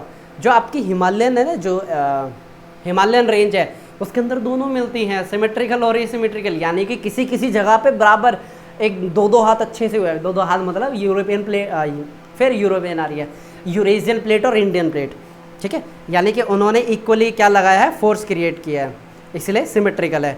और जो पहली टक्कर है वो एसिमेट्रिकल है, ये थोड़ा सा ध्यान रखिएगा आप। और टक्कर ऐसा नहीं है जैसे गाड़ियों की होती है, विद इन सेकंड में कोलिजन हो जाए। यहाँ पे जो कोलिजन हुआ है मिलियंस ऑफ ईयर तक चला है, ठीक है। नेक्स्ट, ये है आपका एसिमेट्रिकल टाइप। अच्छे से दिख भी रहा होगा कि आपको एक आर्म कितनी बड़ी दिख रही है, ठीक है। कौन सी दिख रही है, नीचे जो आपको एक ओरिजिनल डायग्राम टाइप में कुछ दिख रहा है ना, उसमें ध्यान से देखिए, दिखा। अब इसके अंदर जो इस तरीके से एक आर्म ऊपर की तरफ जा रही है, वो देखिए कितनी लंबी है एज कंपेयर टू जो नीचे की तरफ आ रही है, ठीक है। इसी को बुलाया था एसिमेट्रिकल। ये है मोनोक्लाइन फोल्ड। मोनो मतलब सिंगल, फोल्ड मतलब फोल्ड होना भाई, एक ही तरफ से फोल्ड हुई है, दैट इज कॉल्ड मोनोक्लाइन, ठीक है। और ये बेसिकली पता कब लगती है, जब हॉरिजॉन्टल फोर्स लगती है ना मैक्सिमम, तब ये आपको फीचर देखने को मिलता है। ये है आपका आइसोक्लाइन। आइसो मतलब सेम, क्लाइन मतलब जो यहाँ पे बेंडिंग हुई है उसकी बात कर रहे हैं, ठीक है। जो आर्म्स है ना, वो जो बेंड हुई हैं, दोनों एक जैसी बेंड हुई है, दैट इज कॉल्ड आइसोक्लाइन। अब यहाँ पे आएगा रिकम्बेंट ओवर थ्रस्ट, वो देखिएगा आप, नीफे में बताऊंगा क्या होता है। देखिए, ये है आपका रिकम्बेंट फोल्ड। रिकम्बेंट फोल्ड का मतलब क्या हुआ, एक मिनट रुकिए, हाँ, ये स्क्रीन के ऊपर ना कुछ और भी ओपन हो गया है, हाँ, जिसकी वजह से मेरा ध्यान उधर उधर हो रहा है। देखिए, ये था, ये पूरी प्लेन थी, फोल्ड हो गई है, ठीक है। अब ये फोल्ड, ये क्या थी, वर्टिकल। अब ये वर्टिकल ना रह के क्या हो जाएगी, ये वर्टिकल ना होके क्या हो जाएगी, ये इस तरीके से मुड़ जाएगी, ये क्या कहलाएगी, ओवरटर्न्ड, ठीक है। अब ये ओवरटर्न्ड होके अब ये क्या होगी, ये इन्फ्लुएंस होगी जो हॉरिजॉन्टल फोर्स लग रही थी ना उसके में, तो एक इस तरफ मूव कर जाएगी, मतलब एक इस तरफ मूव करेगी, एक इस तरफ मूव करेगी।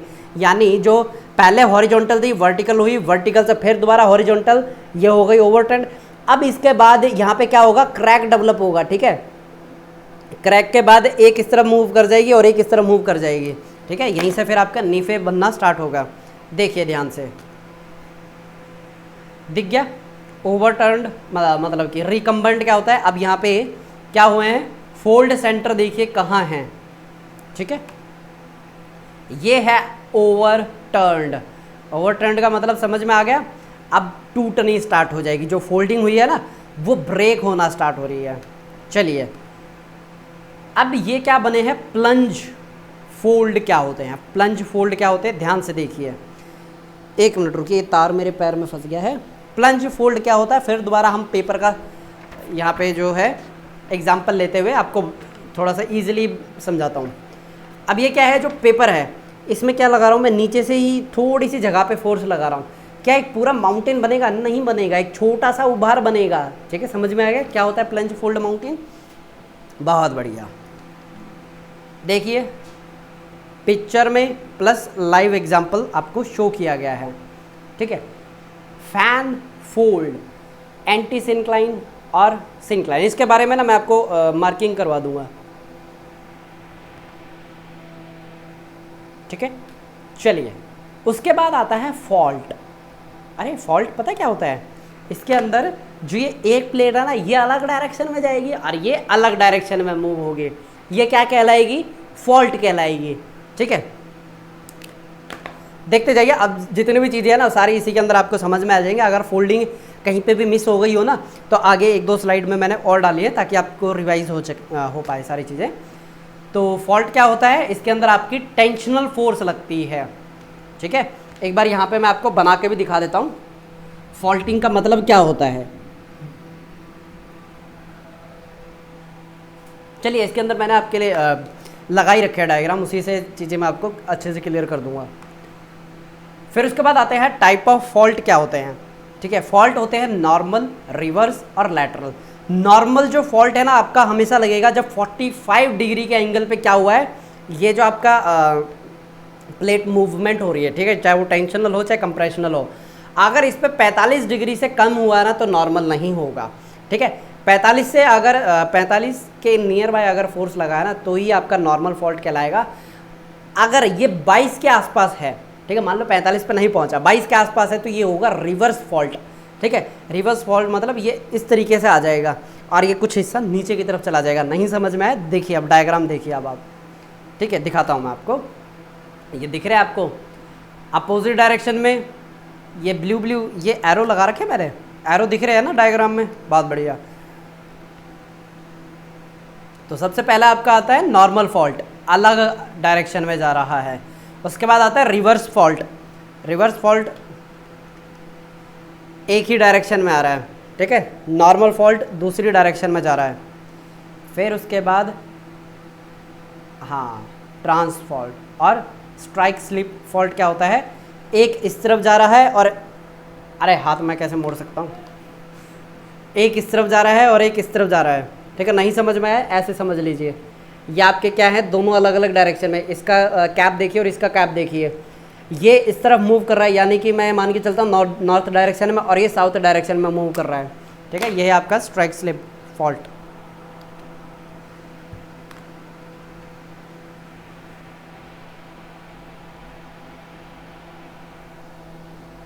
अब जो ये यहाँ पे आप देख रहे हैं ना स्ट्राइक स्लिप फॉल्ट बना है, इससे होगा क्या, अल्टीमेट जो भी मैंने डायग्राम दिखाया ना हॉस्ट और ग्रैबन, ठीक है, ये आपको बनते हुए दिखाई देंगे।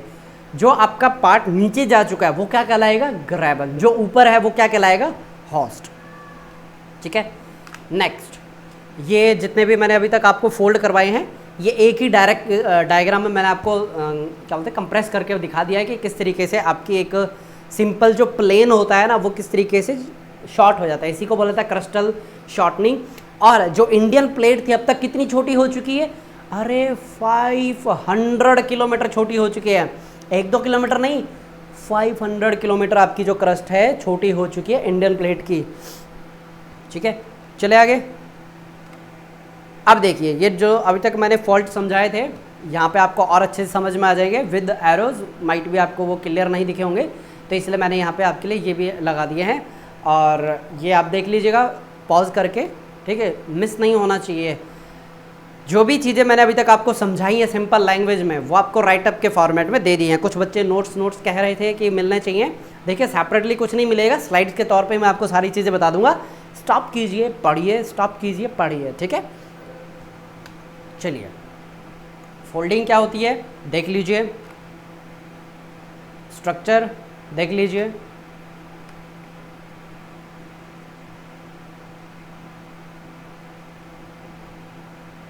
अभी जो आपके सामने पहाड़ दिखते हैं, देख रहे हैं कितने ज़्यादा प्रोसेस से गुजरने के बाद आपको कितनी बार फोल्ड हुए होंगे तब आपको दिखाई देते हैं, ठीक है।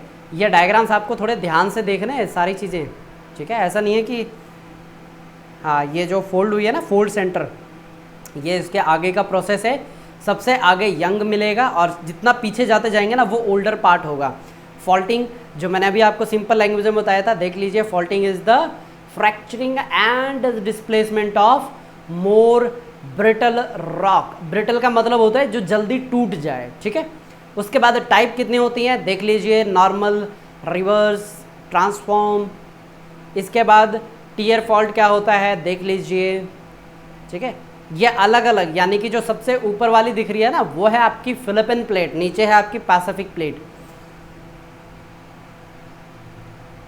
फॉल्ट लाइन क्या होता है, सिंपल सा फॉल्ट लाइन क्या होता है, ये मेरा हाथ है और ये मेरा दूसरा हाथ है, ये जहाँ पे क्या हो रहे हैं कनेक्ट हो पा रहे हैं, ये क्या हो जाएगी, जहाँ पे ये वाला जो हिस्सा है और ये वाला हिस्सा क्या कहलाएगा, इनका फॉल्ट लाइन कहलाएगा, ठीक है। जहाँ पे ये एक जगह से दूसरी जगह मूव कर रहे हैं। आप एक बात बताइए, जब आप अपने जो हाथ को इस तरीके से क्या करते हैं, रब करते हैं, तो क्या मिलेगा आपको, हीट जनरेट होती भी आपको फील होती है ना। सर्दियों में हम क्या करते हैं, ठंड लग गई, तो हम ये क्यों करते हैं, बेसिकली हम हीट जनरेट करते हैं। इसी तरीके से जब हमारे हाथ का साइज़ देखिए कितना और स्पीड देखिए कितनी होती है, ये इतनी हीट पैदा कर रहा है। अर्थ के जो स्लैब हैं वो कितने बड़े बड़े साइज़ के, और बहुत ह्यूमंगस साइज़ होता है, वो जब आगे इस तरीके से मूव करेंगे उनके अंदर कितनी हीट होगी, कितनी एनर्जी बिल्टअप होगी, ठीक है। तो ये थोड़ा सा आप इस तरीके से समझिए। नेक्स्ट आता है आपका एंडोजेनेटिक प्रोसेस, ठीक है। एंडोजेनेटिक प्रोसेस के अंदर क्या क्या चीज़ें आती हैं, जो मैंने यहाँ पे आपको बताया था ना, बाय 1 गेट 3 फ्री वगैरह जो भी है वो आप यहाँ पे रिटर्न में भी देख रहे हैं। ये आपका आ गया वोल्केनिज्म यानी वोल्केनिक एक्टिविटी, मेटामॉर्फिज्म, उसके बाद अर्थक्वेक। 1 बाय 1 देखते हैं, ज़्यादा डेप्थ में नहीं जाएंगे अभी, ठीक है। वोल्केनिज्म आपके पार्ट सेकंड के अंदर मैं स्टार्ट करूँगा, अरे नया अलग से लेक्चर नहीं होगा, इसी के अंदर इनबिल्ट मिलेगा वो।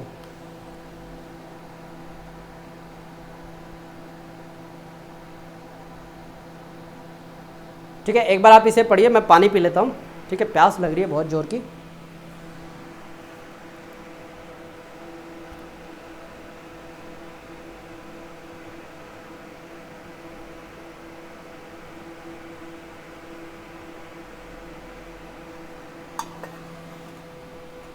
देख लिया वोल्केनिज्म क्या होता है, पढ़ लिया इसके बारे में कुछ। देखिए, जो एक्टिविटी होती है यानी कि जो इग्नियस पार्ट, मतलब जो, और थोड़ा सिंपल जाते हैं, जो मैग्मा है ऊपर आ रहा है, ठीक है, पूरे जो प्रोसेस है उसको क्या बोला जाएगा, वोल्केनिज्म बोला जाएगा, ठीक है। इसी तरीके से मुझे ये बताइएगा हज़ार्ड और डिजास्टर्स में फ़र्क क्या है, नेचुरल हज़ार्ड और नेचुरल डिजास्टर, इसके अंदर फ़र्क क्या है। सिंपल सा फ़र्क है, अगर सिर्फ तबाही होती है यानी कि इंफ्रास्ट्रक्चरल लॉस होता है, दैट इज़ कॉल्ड हज़ार्ड, ठीक है। अर्थक्वेक है भाई, अगर आएगा डैमेज क्रिएट करेगा, अगर उसके अंदर इंसानी जो जान माल जाती है, लाइफ लॉसेस होती हैं, वो क्या कहलाएगा, डिजास्टर कहलाएगा, ठीक है। तो मेरे को एकदम से याद आ गया था, मेरे को लगा चलो आपको बताना चाहिए। तो चलिए इसको हम यहाँ पे आपके सेल्फ रीडिंग के लिए छोड़ते हुए आगे चलते हैं। बेसिकली होता क्या है, अब देखिए वोल्केनिज्म बेसिकली होगा क्या भाई, मैग्मा ऊपर आएगा, ऊपर आने के बाद ये कूल होगा, ठंडा हुआ, यानी कि नीचे है मैग्मा, ऊपर आया लावा, कूल हुआ, ठंडा हुआ, अलग अलग यहाँ पे फिर डायमेंशन बने। अगर यहाँ पे सिंपल जीएस होता मैं इतना करवा के ख़त्म कर देता, लेकिन यहाँ पे अंदर कौन सी स्ट्रक्चर बनेगी, और ये जो क्या बोलते हैं हॉटस्पॉट क्या होते हैं, ठीक है, कहाँ पे ये हॉटस्पॉट मिलेंगे, इनको जानना बहुत ज़रूरी है। ये आपके ऑप्शनल के प्रोस्पेक्टिव से बहुत ज़रूरी है, ठीक है। चले फिर देखिए, दो टाइप के आपको फीचर देखने को मिलेंगे, इंट्रूसिव, फिर दोबारा आ गया इन मतलब अंदर, ठीक है। इंट्रूसिव का मतलब जो स्ट्रक्चर अंदर बनी हो। ध्यान से देखिए, ये डायग्राम में आपको दिख रही है ना, कुछ स्ट्रक्चर्स आपको अंदर बनी हुई दिख रही हैं और कुछ आपको बाहर दिख रही हैं, यानी कि दो तरीके के आपको वोल्केनिज्म की जो बोलते हैं एंड प्रोडक्ट, या तो बाहर स्ट्रक्चर बनेंगे या फिर अंदर स्ट्रक्चर बनेंगे।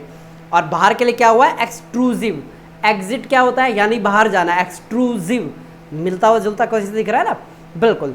जो अंदर इंट्रूसिव, बाहर एक्सट्रूसिव, और इसी के साथ आपको क्या देखने को मिलेगा, मैग्मा बाहर आएगा, कहाँ से, मैग्मा चेम्बर से। नहीं दिख रहा, नेक्स्ट डायग्राम में देखिए आप।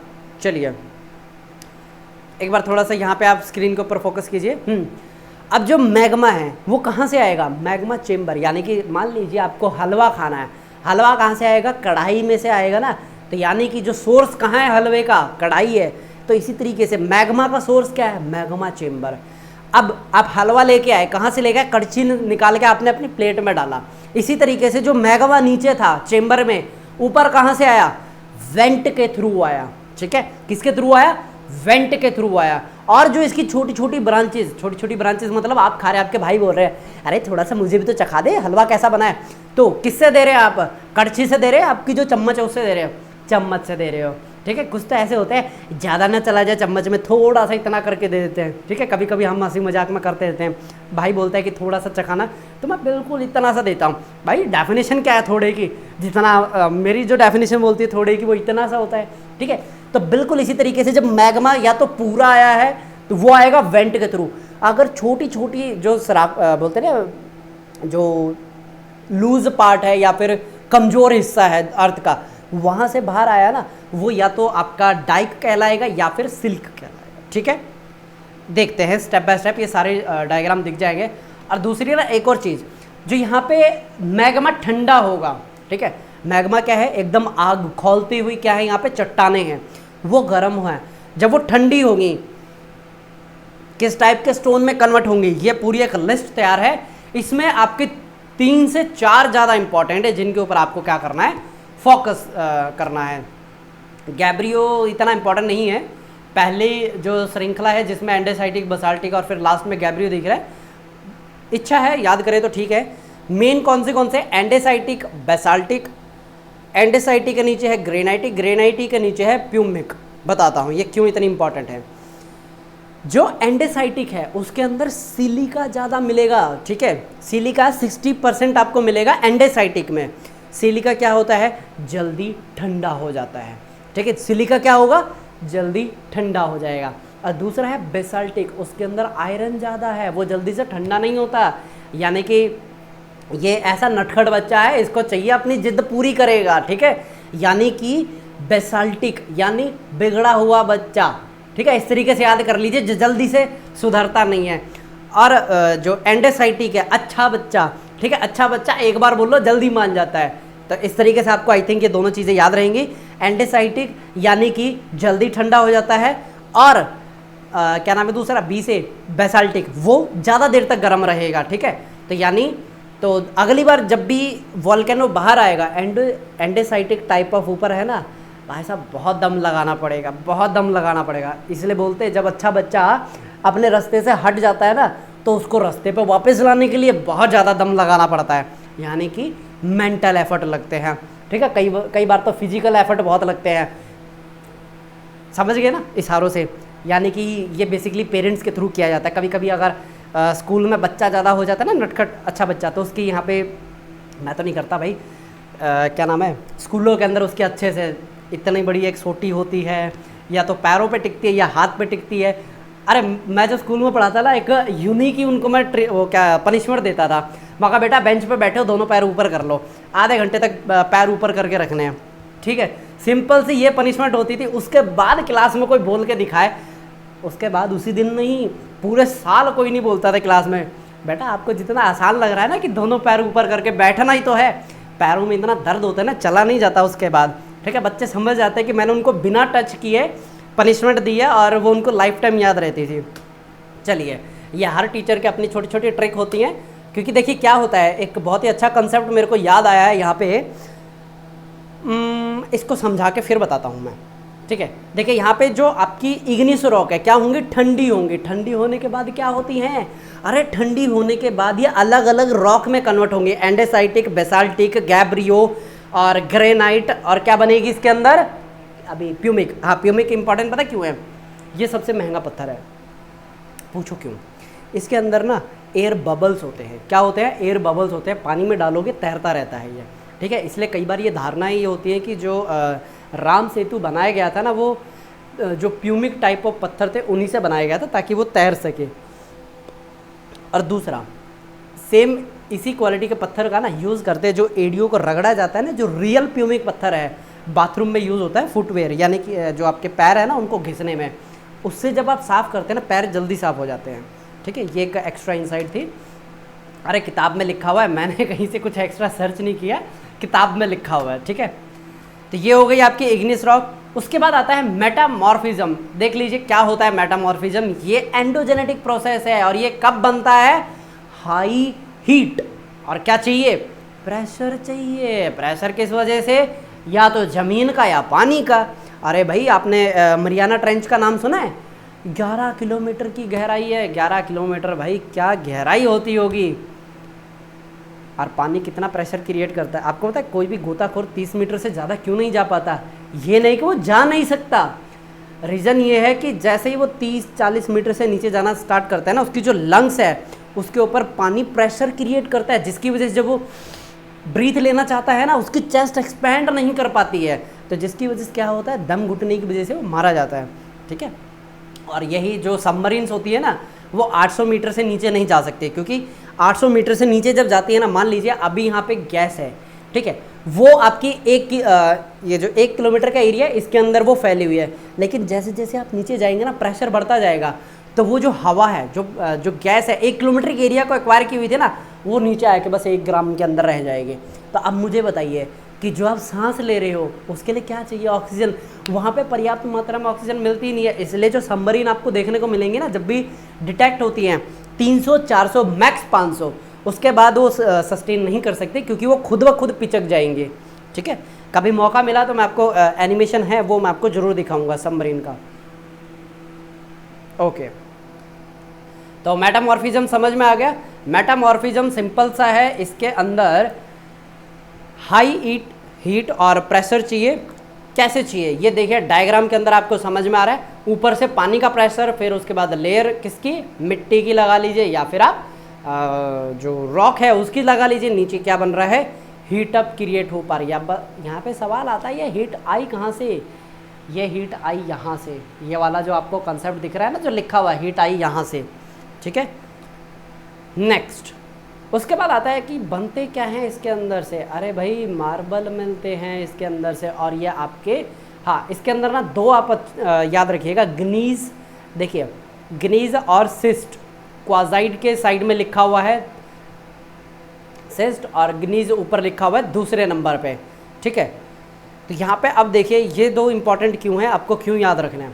सबसे पहली बात, जो आपकी ग्नीज और सिस्ट है ना, ये किसका पार्ट है, आर्कियन रॉक सिस्टम, यानी कि इसको बोला जाता है पुराना रॉक सिस्टम। आर्कियन का मतलब ही पुराना होता है, ठीक है। फिजिकल ज्योग्राफी करेंगे तब आपको डिटेल में गहराई में ये सारी चीज़ें बता दी जाएंगी। तो ये जो आर्कियन और रॉक है, और मैं क्या बताने वाला था, एक मिनट रुकिए। हाँ, तो ये जो आर्कियन रॉक है ये क्यों इतनी इंपॉर्टेंट है, क्योंकि इसी के ऊपर ना एक नाम दिया गया है चैनल मॉर्फोलॉजी के अंदर। जब हम देखेंगे ना मैं कंसेप्ट बता देता हूँ, नाम एकदम से स्किप हो गया। सुपर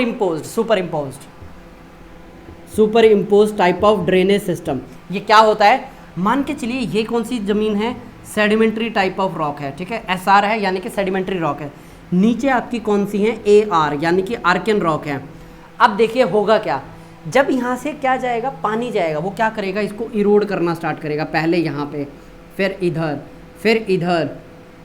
अब जब ये और इरोड करेगा ना, नीचे इसको क्या मिल जाएगा, आर्कियन रॉक।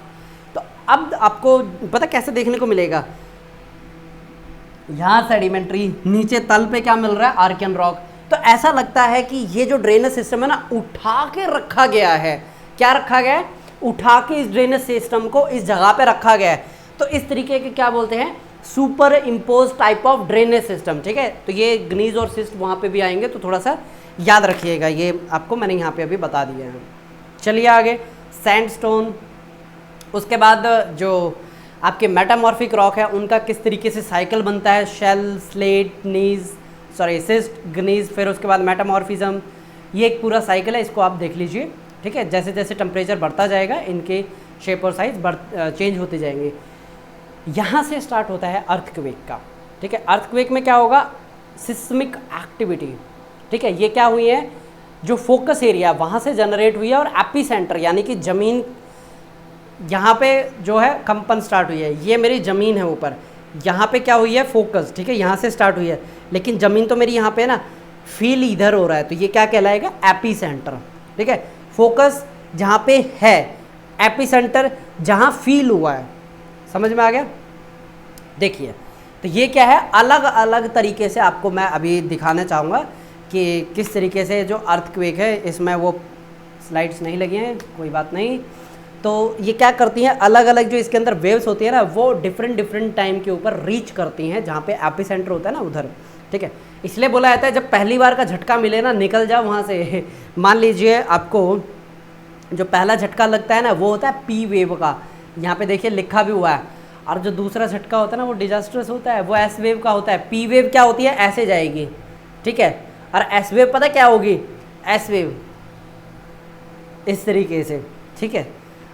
और सरफेस वेव तो और सबसे बड़ी ज़्यादा डिजास्ट्रस होती है। ये दोनों का मिक्सचर है। ये समरी है, एक बार देख लीजिए जो जो चीज़ें अभी तक हमने पढ़ी हैं, ठीक है। यहाँ से हमारा स्टार्ट होगा वॉल्केनिज्म, ठीक है। आपको मैं देता हूँ सिर्फ और सिर्फ 1 मिनट का ब्रेक। आप 1 मिनट का ब्रेक लीजिए, मैं पानी पीता हूँ, फिर हम वॉल्केनिज्म को स्टार्ट करते हैं।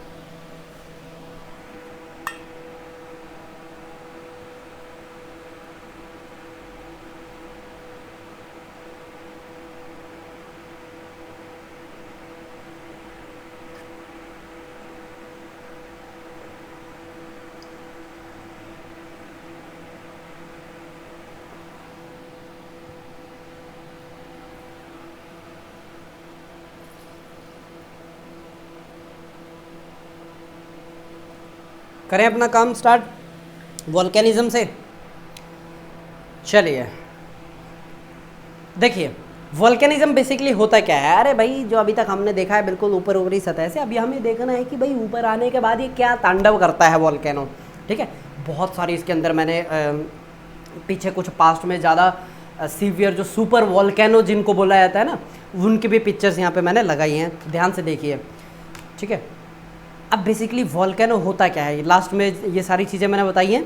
ठीक है, आपके लिए पूरा एक राइटअप प्रोवाइड कर दिया है, एक बार इसको आप अच्छे से देखिएगा, समझिएगा, चीज़ें आपको अच्छे से क्लियर हो जाएंगी।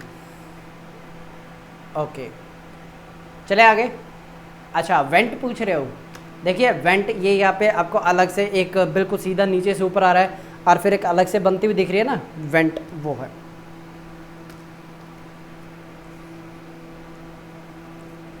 बेसिकली क्या है कि देखिए जो मैग्मा है ना वो हमेशा किस फिराक में रहता है, बाहर आने की फिराक में रहता है।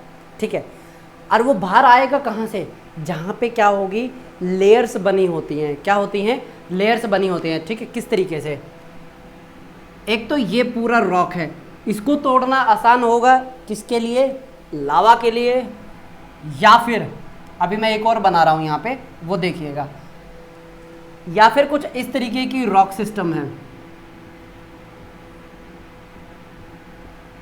बताइए किस में से लावा को ऊपर आने में ज़्यादा सहूलत रहेगी। अगर लावा यहाँ से आएगा बहुत मुश्किल है कि भाई इसको क्या करे, वो पूरा तोड़ ताड़ के ऊपर आ जाए, लेकिन वो यहाँ से क्या करेगा, इस एरिया को पहले गलाएगा, फिर इस एरिया को गलाएगा, फिर इस एरिया को गलाएगा, इस तरीके से करता करता ऊपर आ सकता है। और जब ऐसा होगा ना, ये यहाँ से डिज़ोल्व होता जाएगा, इधर से डिज़ोल्व होता जाएगा, ये एक टाइम ऐसा आएगा ये पूरा एरिया यहाँ से साफ़ हो जाएगा। ठीक है, तो ये होता है मैग्मा के ऊपर आने का पूरा प्रोसीजर। चलें फिर आगे और गहराई में देखने के लिए वोल्केनो को। चलिए अब दूसरा ये आता है कि वोल्केनो इरप्ट कैसे होता है। ठीक है, उससे पहले हमें ये देखना पड़ेगा कि वोल्केनो के अंदर मिलता क्या है। अरे भाई वोल्केनो के अंदर आपको क्या देखने को मिलेगा, गर्मा गर्म पकौड़े, गर्मा गर्म जलेबी और रसगुल्ले। सर रसगुल्ले ठंडे होते हैं, चलो उसको हटा देते हैं साइड में। तो क्या होता है गर्मा गर्म, यानी कि यहाँ पे मोल्टन रॉक मिलती हैं। और मोल्टन रॉक मोल्टन स्टेट में क्यों है, ज़्यादा प्रेशर की वजह से। ज़्यादा प्रेशर क्यों है, अरे ज़्यादा वजन है ऊपर से, इसलिए उसमें क्या आया, ज़्यादा प्रेशर क्रिएट हो रहा है। ठीक है, तो यहाँ पे आपको क्या देखने को मिलेगा, at the depth of 20 kilometre temperature कितना हो जाता है, अरे 850 से 1600 किलोमीटर के बीच में क्या हो जाता है टेम्परेचर। अब इतने टेम्परेचर में अगर आप कोई पत्थर डालोगे क्या होगा उसका, अरे भाई पकोड़ा बन जाएगा वो, यानी कि उसी से जो मोल्टन रॉक है ना उसका पार्ट बन जाएगा। और दूसरी इसके अंदर क्या होती हैं, गैसेस होती हैं। और क्या होती हैं, अरे वाटर वेपर होते हैं। यही तो क्या करते हैं, प्रेशर बिल्टअप करते हैं। अब देखिए वाटर वेपर है, ठीक है, पानी है। आपने कभी वो देखा है कुकर, उसके अंदर जब दाल बनाई जाती है वो सीटी में से जो सबसे पहला निकलता है भाई, एकदम जो प्रेशर क्रिएट होता है किसकी वजह से, अरे पानी की वजह से। बिल्कुल इसी तरीके से यहाँ पे पानी क्या करेगा, प्रेशर बिल्टअप बिल्टअप बिल्टअप करता जाएगा। और दूसरी जो गैसेज हैं वो एक्सपैंड एक्सपैंड एक्सपैंड होती जाएंगी। क्यों, गर्म हो रही है ना भाई ये गैसेज, बताया था।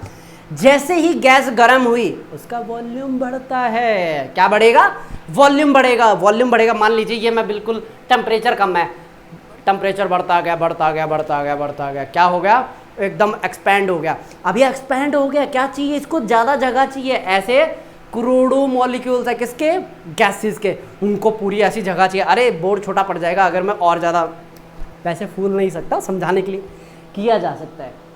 ठीक है, यहाँ तक समझ में आ गया कि किस तरीके से क्या होगा, पानी यहाँ पे प्रेशर बिल्टअप करेगा और यहाँ पे गर्मी जैसे ही बढ़ती जाएगी, यहाँ पे जो मॉलिक्यूल है किसके, गैस के, वो फैलते जाएंगे और एट द टाइम लास्ट में क्या होगा, इतना ज़्यादा प्रेशर बिल्टअप हो जाएगा कि ये पूरा उड़ जाएगा। ठीक है, बिल्कुल ऐसा ही इंसिडेंट कहाँ हुआ था, चेरनोबिल। कहाँ पे हुआ था, चेरनोबिल, जहाँ पे पूरा का पूरा न्यूक्लियर पावर प्लांट उड़ के 20 किलोमीटर ऊपर पहुँच गया था। बहुत डिजास्ट्रस था वो। डॉक्यूमेंट्री देखिएगा कभी अगर आप मौका मिले तो, चेरनोबिल की डॉक्यूमेंट्री। मैंने तो बहुत डॉक्यूमेंट्रीज देखी हैं, जैसे आपका जो मिथाइल आइसोसाइनेट लीक हुआ था उसकी डॉक्यूमेंट्री देखी है, और जापान रिंग ऑफ फायर पे कैसे वो अपने इंफ्रास्ट्रक्चर को बिल्डअप करता है। बहुत सी ऐसी नेशनल ज्योग्राफी पे आपको डॉक्यूमेंट्रीज मिल जाएंगे। ठीक है, देखिए फॉलो कीजिए, अच्छी चीज़ों को फॉलो कीजिए, वहाँ से आपको सीखने को बहुत कुछ मिलेगा। ठीक है, चलें आगे फिर। ओके, इरप्ट कैसे होता है देख लिया। फिर यहाँ पे ये काम कैसे करता है, काम कैसे करता है बता दिया ना। यहाँ पे कैसे काम करेगा, अरे भाई प्रेशर बिल्टअप बिल्टअप बिल्टअप, ठीक है बता दिया। जो अब यहाँ पे सारा जो लिखा हुआ मिल रहा है ना, यहाँ पे जो पिछले 5 मिनट में मैंने यहाँ पे एक्टिंग करके दिखाया आपको, बिल्कुल वो आपको मैंने राइट अप के फॉर्मेट में दे दिया, ताकि चीज़ें आपके जो दिमाग है ना उसके ऊपर ना चली जाए। मैं खोपड़ी बोलने वाला था अभी, ठीक है चलिए ये कभी कभी ना आ जाती है। तो अब होगा क्या, यहाँ पे प्रेशर बिल्टअप हुआ, अब भैया प्रेशर क्या होगा, रिलीज होगा। जैसे आपकी कुकर की सीटी क्या होती है, अगर कुकर के ऊपर सीटी ना लगाई जाए तो कुकर फट जाता है। ठीक है, एक बार मेरे साथ हुआ था। ठीक है, मैंने क्या किया, कुकर में से ना जो बोलते हैं ना भाप नहीं निकल रही थी, मैंने ली चम्मच, ऊपर दे जोर से मारी, फट गया कुकर, मैं बच गया, वो बात अलग है, पूरा ये हिस्सा जल गया था मेरा। ठीक है, हो गया 1 साल के आसपास हो गया उन बातों को। ठीक है, तो इस तरीके से क्या होता है एग्जैक्टली यही जो बोलते हैं ना प्रेशर बिल्टअप जमीन के अंदर होता है। लेकिन यहाँ पे कुकर देखिए छोटा सा था, इतना 5 किलो होगा, और यहाँ पे कम से कम 500 किलोमीटर का एरिया होता है। साइज देख लीजिए कितना होता है, तब 20 किलोमीटर उसके लिए तो क्या है, कुछ भी नहीं है। ठीक है, यहाँ पे प्रेशर की बात हो गई है। उसके बाद ये होता है कि ये काम कैसे करता है, ये ऊपर आ गया, ये बता दिया आपको। उसके बाद जो आपके वोल्केनो होते हैं ये कहाँ कहाँ मिलते हैं वो आपको समझना ज़रूरी है। ज़मीन पे मिलेंगे, हिंटरलैंड में मिलेंगे, समुंदर के अंदर मिलेंगे, मिड ओशनिक रिज पे मिलेंगे। तो ये क्या है, वोल्केनो कहाँ कहाँ मिलते हैं उसकी लोकेशन के हिसाब से देखिए। आपको मैंने सारी चीज़ें प्रोवाइड की हैं। हॉटस्पॉट क्या होता है, हॉटस्पॉट वो होता है जहाँ से आपका जो मैग्मा कंसिस्टेंटली ऊपर आता रहता है, दैट इज़ कॉल्ड हॉटस्पॉट। और इंडिया हॉटस्पॉट यानी कि जब रीयूनियन आइलैंड के पास से गुजर रही थी, कहाँ से गुजर रही थी, रीयूनियन आइलैंड। ये आपका जो पेनिनसुलर इंडिया है, ये पेनिनसुलर इंडिया यहाँ पे मस्त टहलने को निकला है। कहाँ पे टहलने को निकला है, जब ये यहाँ पे आया था ना रीयूनियन आइलैंड, ये आपका रीयूनियन आइलैंड है। उस टाइम यहाँ पे इतनी ज़बरदस्त वॉल्केनिक एक्टिविटी थी ना, ये पूरा एरिया अप टू महेंद्रगढ़, ठीक है, हरियाणा का जो साउथ वाला जो एरिया है अप टू महेंद्रगढ़, यहाँ पे आपको क्या देखने को मिलेगी, वॉल्केनिक एक्टिविटी। क्या देखने को मिलेगी, वॉल्केनिक एक्टिविटी, जो कि तकरीबन 10 लाख स्क्वायर किलोमीटर के अंदर तक फैला था। आज कुछ मिलियन सालों बाद, सिर्फ कुछ मिलियन सालों बाद, सिर्फ 5 लाख के एरिया के अंदर बचा है। बाकी का क्या हो चुका है, वो टूट के अलग अलग सॉइल के अंदर कन्वर्ट हो चुका है। इसलिए क्या देखेंगे यहाँ पे, जो आपका महाराष्ट्र वाला रीजन है, कैसी सॉइल है, ब्लैक सॉइल। कैसी सॉइल है, ब्लैक सॉइल। और हरियाणा के साउथ हिस्से में क्या होती है, कपास होती है। क्यों होती है, क्योंकि यहाँ पे क्या नाम है, फ्लड बेसाल्ट आया था यहाँ पे। ठीक है, फ्लड बेसाल्ट क्या होता है कि जो लावा है ना, अगर उसमें बेसाल्ट है, ठीक है, यानी कि आयरन है, वो फ्लो करेगा काफ़ी दूर तक। ठीक है, अगर उसमें एंडेसाइटिक है वो ज़्यादा दूर तक फ्लो नहीं करता। ये सारी चीज़ें यहाँ पे एनालिस्ट हैं, यहाँ पे इतने कंफ्यूज मत होइए कि क्या क्या चीज़ें मैंने बता दी हैं आपको। समझ में आ गया किस तरीके से ये वॉल्केनो काम करते हैं, हॉटस्पॉट क्या होता है। चलिए फिर आगे चलते हैं। ये है आपकी ओशनिक सबडक्शन। आइलैंडिक आग मैंने बताया था ना आपको किस तरीके से काम करती है, बिल्कुल ये वही है, बस नाम चेंज कर दिया। अभी हम इसको वॉल्केनो के प्रोस्पेक्टिव से देख रहे हैं। वो पहले क्या था, जो अलग अलग आइलैंड क्यों बनते हैं उस प्रोस्पेक्टिव से बताया था। अब ये क्या है, अच्छा एक और बात है, वो जो आइलैंडिक आर्क मैंने बताया था ना, उसके अंदर 50 पेज तो आए ही नहीं, 50 पेज तो आए नहीं। तभी मैं सोच रहा है लेक्चर इतनी जल्दी खत्म कैसे हो गया वो। ठीक है, पता नहीं कैसे कॉपी हुए नहीं यहाँ पे। तो ये क्या है आपका ओशनिक। यहाँ पे आपको क्या देखने को मिल रहा है, आइलैंड्स देखने को मिल रहे हैं कि नहीं देखने को मिल रहे हैं, अरे यस बताइए, देखने को मिल रहे हैं।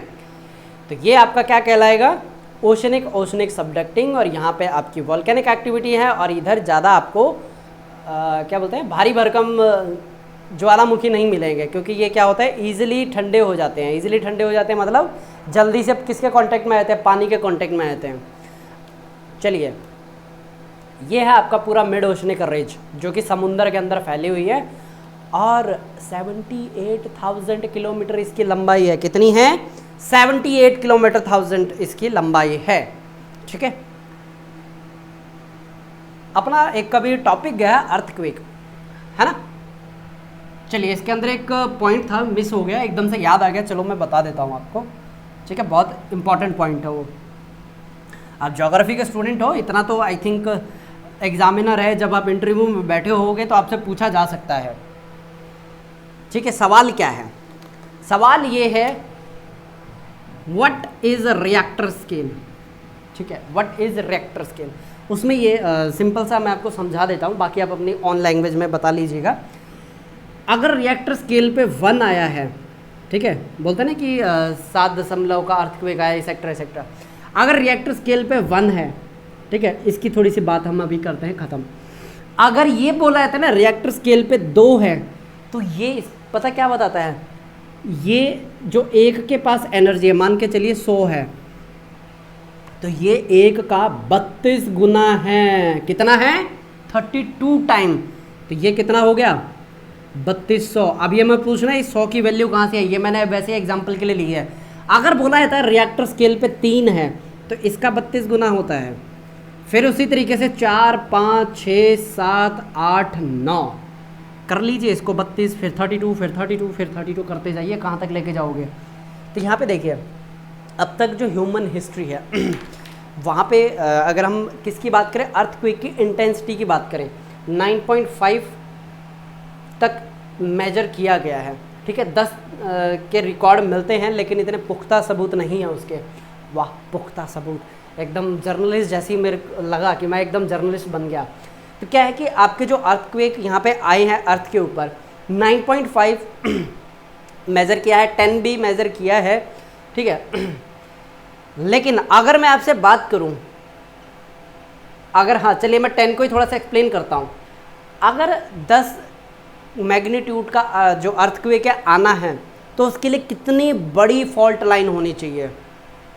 जवाब है 80,000 किलोमीटर लंबी फॉल्ट लाइन होनी चाहिए। कितनी? 80,000 किलोमीटर लंबी, ठीक है।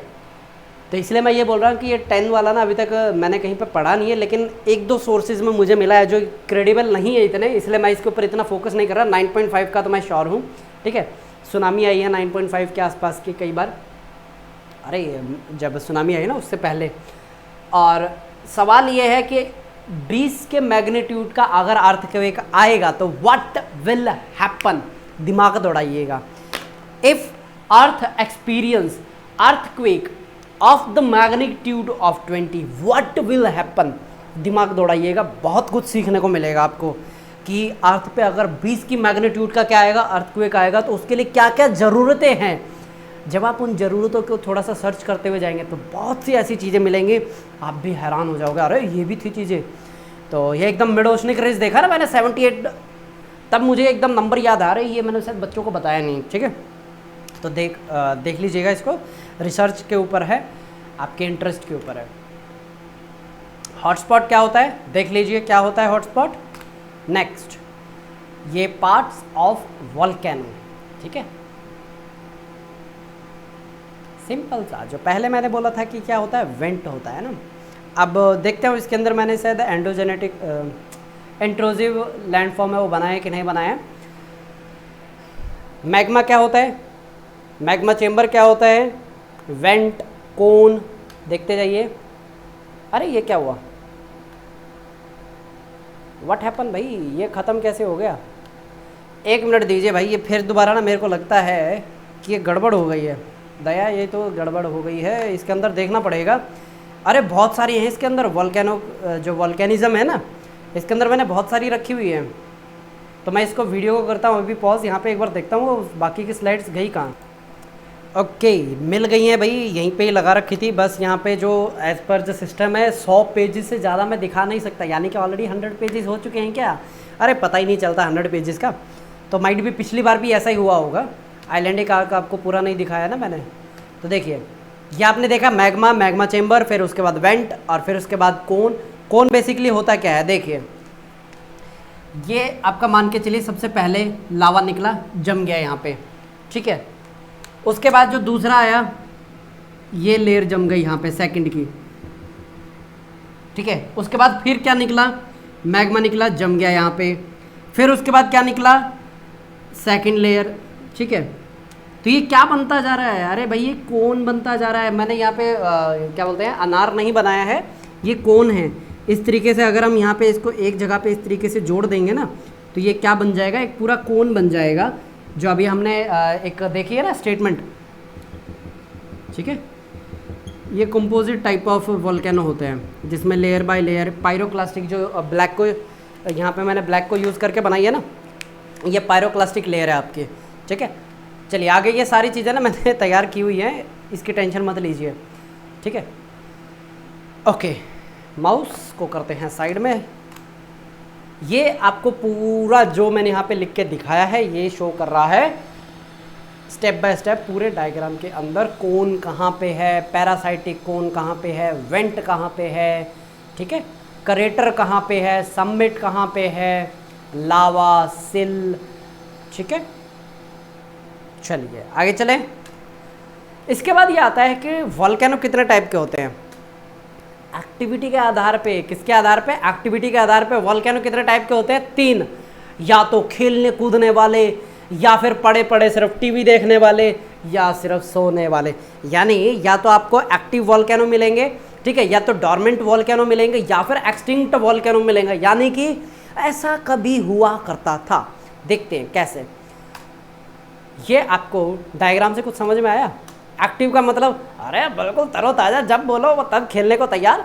उसके बाद देखिए ये है डोरमेंट, अरे सोने दो। अरे ये भाई साहब एक्सटिंक्ट है। लेकिन एक बात बताऊं, जो एक्सटिंक्ट हो गया है ना, ऐसा नहीं है कि वो चला गया। बहुत सी भाई 150 साल बाद स्पीसीज वापस देखने को मिल रही है उसी जानवर की। तो यानी कि एक्सटिंक्ट स्पीसीज जब वापस आते हैं तो एक्सटिंक्ट वोल्केनो भी दोबारा क्या हो सकता है, एक्टिव हो सकता है, ठीक है।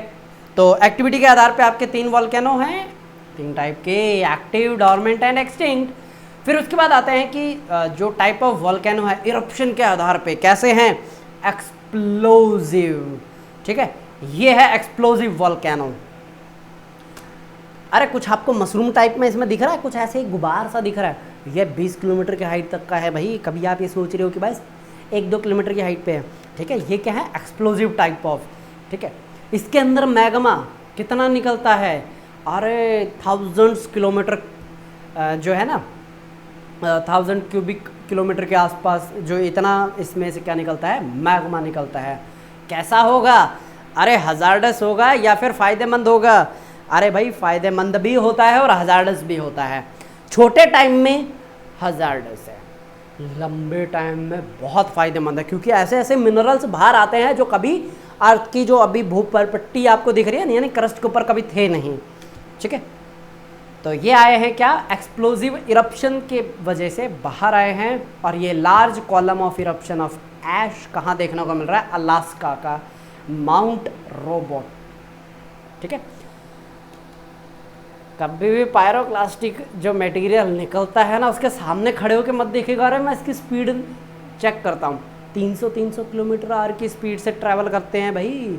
देखिए यहाँ पे अभी मैं जो आपको पिक्चर दिखा रहा हूँ ना, साइज़ देखिए उस गाड़ी का, जो आपको ब्लू कलर की गाड़ी दिखेगा और पीछे से जो पायरोक्लास्टिक मटेरियल, ये मत सोचिए वो धूल है। अरे भाई धूल समझने की गलती मत कीजिए, ध्यान से देखिए, साइज़ देखिए पहले गाड़ी का, और पीछे जो गुबार दिख रहा है उसका साइज़ देखिए। उस जो गुबार है ना, उसका जो टेम्परेचर है 1000 डिग्री से भी फालतू है। और जब ये गुबार किसी से टकराता है तो होता क्या, अब यहाँ पे स्टेप बाय स्टेप देखते जाइए आप, ठीक है। ये होता है गाड़ियों का, ठीक है, बेचारी चिपक कर रह गई हैं। अच्छा 2 टाइप के हमने देखे थे ना, एक तो एक्सप्लोजिव और एक एफ्लूसिव। उसके अंदर क्या होता है, एक तो ना सबको बताते हुए फैलता है कि भाई मैं बाहर आ चुका हूँ, यानी कि एंडेसाइटिक लावा है उसके अंदर, जिसमें बेसाल्टिक होगा, पता ही नहीं चलेगा बेचारा कब बाहर आ गया, यानी वो फ्लो करता हुआ दूर तक जाएगा, ठीक है। देखिए ये आपको कुछ ऐसी सिचुएशंस देखने को मिलेंगी। ये बिल्कुल नदी की वजह से नहीं, ये लावा की वजह से रास्ता बनाया हुआ है। और ये गाड़ियाँ भी बेचारी ये किस में चली गई हैं, लावा के इन्फ्लुएंस में आके बेचारी अपने जीवन काल को प्राप्त हुई है। अरे निर्जीव चीज़ें हैं, इनको क्या होता है, चलिए कोई बात नहीं। उसके बाद होता है एक्सटर्नल स्ट्रक्चर। एक्सटर्नल स्ट्रक्चर मतलब कि कैसे, मैंने फेस के ऊपर पूरी दाढ़ी रखी हुई है, या यहाँ पे कुछ छोटी सी इधर क्या बोलते हैं उसको, मक्खी बोलते क्या बोलते हैं, वैसा रखा है, या बिल्कुल क्लीन शेव करके रखा है, या फिर टकली कर रखी है मैंने, तो ये क्या है, अपीरियंस के आधार पे नामकरण किया जाता है। तो यहाँ पे देखिए अपीरियंस के आधार पे नामकरण, shield volcano, cinder cone volcano, composite volcano, ठीक है। शील्ड वोल्केनो क्या होता है, लावा बाहर आया, ज़्यादा दूर तक गया नहीं, तो कुछ इस तरीके से ये स्ट्रक्चर बनेगी। अब आया फैल गया, आया फैल गया, कैसा बना ये, शील्ड वोल्केनो। उसके बाद ऐश, एक साल एक सीज़न ही होती है, जैसे अगली बारिश है बेचारा ये वॉश आउट हो जाता है, इसलिए आपको बहुत रेयर आपको देखने को मिलेंगे, ठीक है।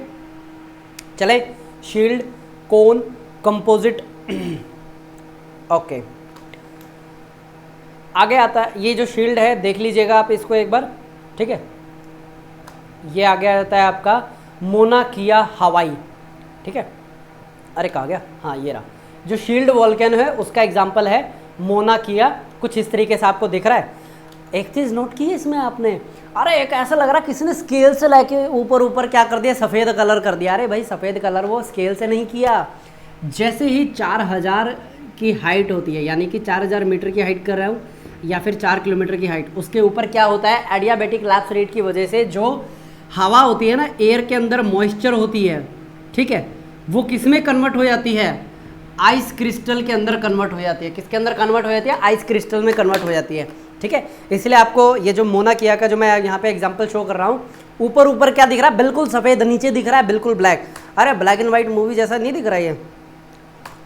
उसके बाद आता है आपका सिंडर कोन, ठीक है। ये बता दिया है smallest type of volcano, most common है, इसके अंदर जो पायरोक्लास्टिक मटेरियल है वही बनाता है, ठीक है। उसके बाद आता है आपका ये जो सिंडर कोन है ना,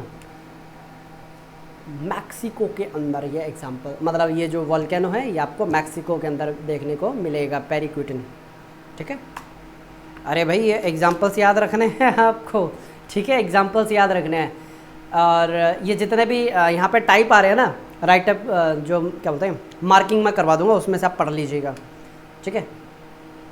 कहाँ था भाई, लास्ट में क्या बताया था आपको, हाँ। उसके बाद है आपका कंपोजिट वोल्केनो, क्या होता है, माउंट फूजी इसका एग्जांपल है, और ये है माउंट फूजी, देखिए कितना बेहतरीन यहाँ पे मनमोहक तस्वीर है ये, है ना। उसके बाद ये जो टाइप ऑफ वोल्केनो है, इसकी यहाँ पे मैंने आपके लिए क्या लगा दिए, पूरे डायग्राम एक साथ लगा दिए हैं। अगर कभी प्रॉब्लम हो कि भाई कैल्डेरा क्या होता है, कंपोजिट क्या होता है, एस एंड सिंडर क्या होते हैं, डोम क्या होता है, शील्ड क्या होता है, तो आपको समझ में आ जाएगा। एक ही डायग्राम के अंदर सारे, बोलते हैं ना कि 56 भोज एक ही थाली में मिल जाते हैं, यही एक डायग्राम के अंदर आपको सारे टाइप ऑफ वोल्केनो प्रोवाइड कर दिए हैं। उसके बाद आता है पायरोक्लास्टिक मटेरियल, और ये सबसे ज़्यादा जाने ना लावा की वजह से नहीं जाती, पायरोक्लास्टिक मटेरियल की वजह से जाती है। पायरोक्लास्टिक मटेरियल क्या होता है, अरे भाई इसकी कोई बाउंड्री नहीं होती है, जहाँ तक ये जाना चाहे चला जाता है हवा के साथ। क्यों, क्योंकि इसके अंदर आपके ना जहरीली गैसेज होती हैं। मान लीजिए कोई पूरा परिवार सो रखा है, ठीक है, होता क्या है, पायरोक्लास्टिक मटेरियल हुआ एकदम ब्लास्ट हुआ, उनको इतना टाइम मिलता ही नहीं है कि उठ के भाग के बाहर जा पाएँ। एक मैं आपको यहाँ पे फोटो दिखाऊंगा, जो फॉसिल खोद के निकाले हैं ना, कुछ ऐसे मिले, ऐसे दौड़ रहे हैं, एक पैर हवा में जमे हुए हैं, यानी कि पीछे से पायरोक्लास्टिक मटेरियल है, उड़ा के ले गया उनको, उड़ा के क्या वहीं पे उनको जला के राख कर दिया। और ऐसे ही एक पूरा परिवार ऐसे सोया हुआ है और दूसरा एक सदस्य ना बस ऐसे उठ ही रहा है, खत्म। दिखाता हूँ ये सारे, ये आपको जो कहाँ, ये कौन से का है, सिटी ऑफ पॉम्पे, उसका एक पिक्चर जो बोलते हैं ना पेंटिंग के तौर पे दिखाया गया है कि कितना भयानक था ये। क्या क्या इसके अंदर निकलता है देख लीजिए। इसके अंदर आपको पायरोक्लास्टिक मटेरियल में क्या क्या देखने को मिलेगा, पानी, yes, gases, yes, dust, yes, उसके बाद पेबल, यस, बॉम्ब, यस। ये बॉम्ब क्या होते हैं, इसके अंदर पता क्या होता है, जो पत्थर होते हैं ना गर्म होंगे बिल्कुल, ठीक है, और कितनी स्पीड, कम से कम 100, 150, 200 इस स्पीड से वो एग्जैक्ट आउट होते हैं बाहर। और जब वो वापस आएंगे, ग्रेविटी उनको कुछ इस तरीके से पकड़ पकड़ के क्या करेगा, अपने पास खींचेगी, तो उनकी स्पीड और ज़्यादा बढ़ जाती है। और जब वो फुल स्पीड से टकराते हैं, क्या करते हैं, बहुत ही डिजास्टर्स, अरे बिल्कुल जैसे शेलिंग की जाती है। शेलिंग नहीं समझ में आया, अरे आर्मी के अंदर क्या होता है कि जब दुश्मनों की तरफ से क्या होती है, फायरिंग ज़्यादा होती है ना, तो अपनी जो पलटन होती है उसको सपोर्ट करने के लिए पीछे से शेलिंग की जाती है। शेलिंग ये होता है बहुत ही कम टाइम में ये सारे रॉकेट दागे जाते हैं, चक, बिल्कुल इसी तरीके से 1 मिनट में 40-60 ये एक कैपेसिटी होती है हर एक ट्रक की। वो डिफेंस वाले टाइम में मैं आपको सारी चीज़ें बता दूंगा, ठीक है। पायरोक्लास्टिक मटेरियल क्या होता है पता चल गया। उसके बाद आते हैं वोल्केनिक हजार्ड। क्या होते हैं? दोनों तरीके से हो सकते हैं आपके, पॉजिटिव भी हो सकते हैं और नेगेटिव भी हो सकते हैं। जो शॉर्ट टर्म है उसके अंदर है नेगेटिव, लॉन्ग टर्म में आपके पॉजिटिव इम्पैक्ट आते हैं, ठीक है। और एक और बात बताऊं, अगर वोल्केनिक एक्टिविटी नहीं होंगी ना तो पूरी जो ज़मीन है ये बैरन हो जाएगी। क्यों? अरे उनको जैसे अब ये देखिए 5 साल से एक ही टाइप की फसल लिए जा रहे, उसमें खाद डाला नहीं, ज़मीन क्या होगी? बिल्कुल इसी तरीके से जितने भी पेड़ हैं उनको कुछ और मिनरल चाहिए ही होते हैं। ये जब वोल्केनो बढ़ता है ना उसकी वजह से ये ज़मीन के ऊपर वापस आते हैं, ठीक है। तो स्टेप बाय स्टेप देखते हैं। Volcanic hazard, pyroclastic flow, mud flow. अच्छा, मड फ्लो में बताता हूँ क्या होता है। देखिए यहाँ पे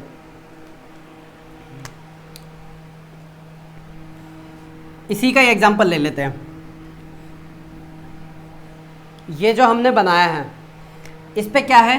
बर्फ़ जमी हुई है। क्या हो रखा है? बर्फ़ जमी हुई है। ये छोटी मोटी बर्फ़ नहीं है, 2.5 से 3 किलोमीटर मोटी बर्फ़ है। कितनी? 2.5 से 3 किलोमीटर इसके अंदर बर्फ़ की मोटाई में लेके चल रहा हूँ। ये पूरी बर्फ़ है। एक दिन ना तड़के तड़के इसका मन करता है, अरे यार घने ही दिन हो गए बैठे बैठे, कुछ तूफानी करते हैं। अब ये भाई साहब तूफानी करने के चक्कर में क्या करता है? ये फट पड़ता है, ठीक है।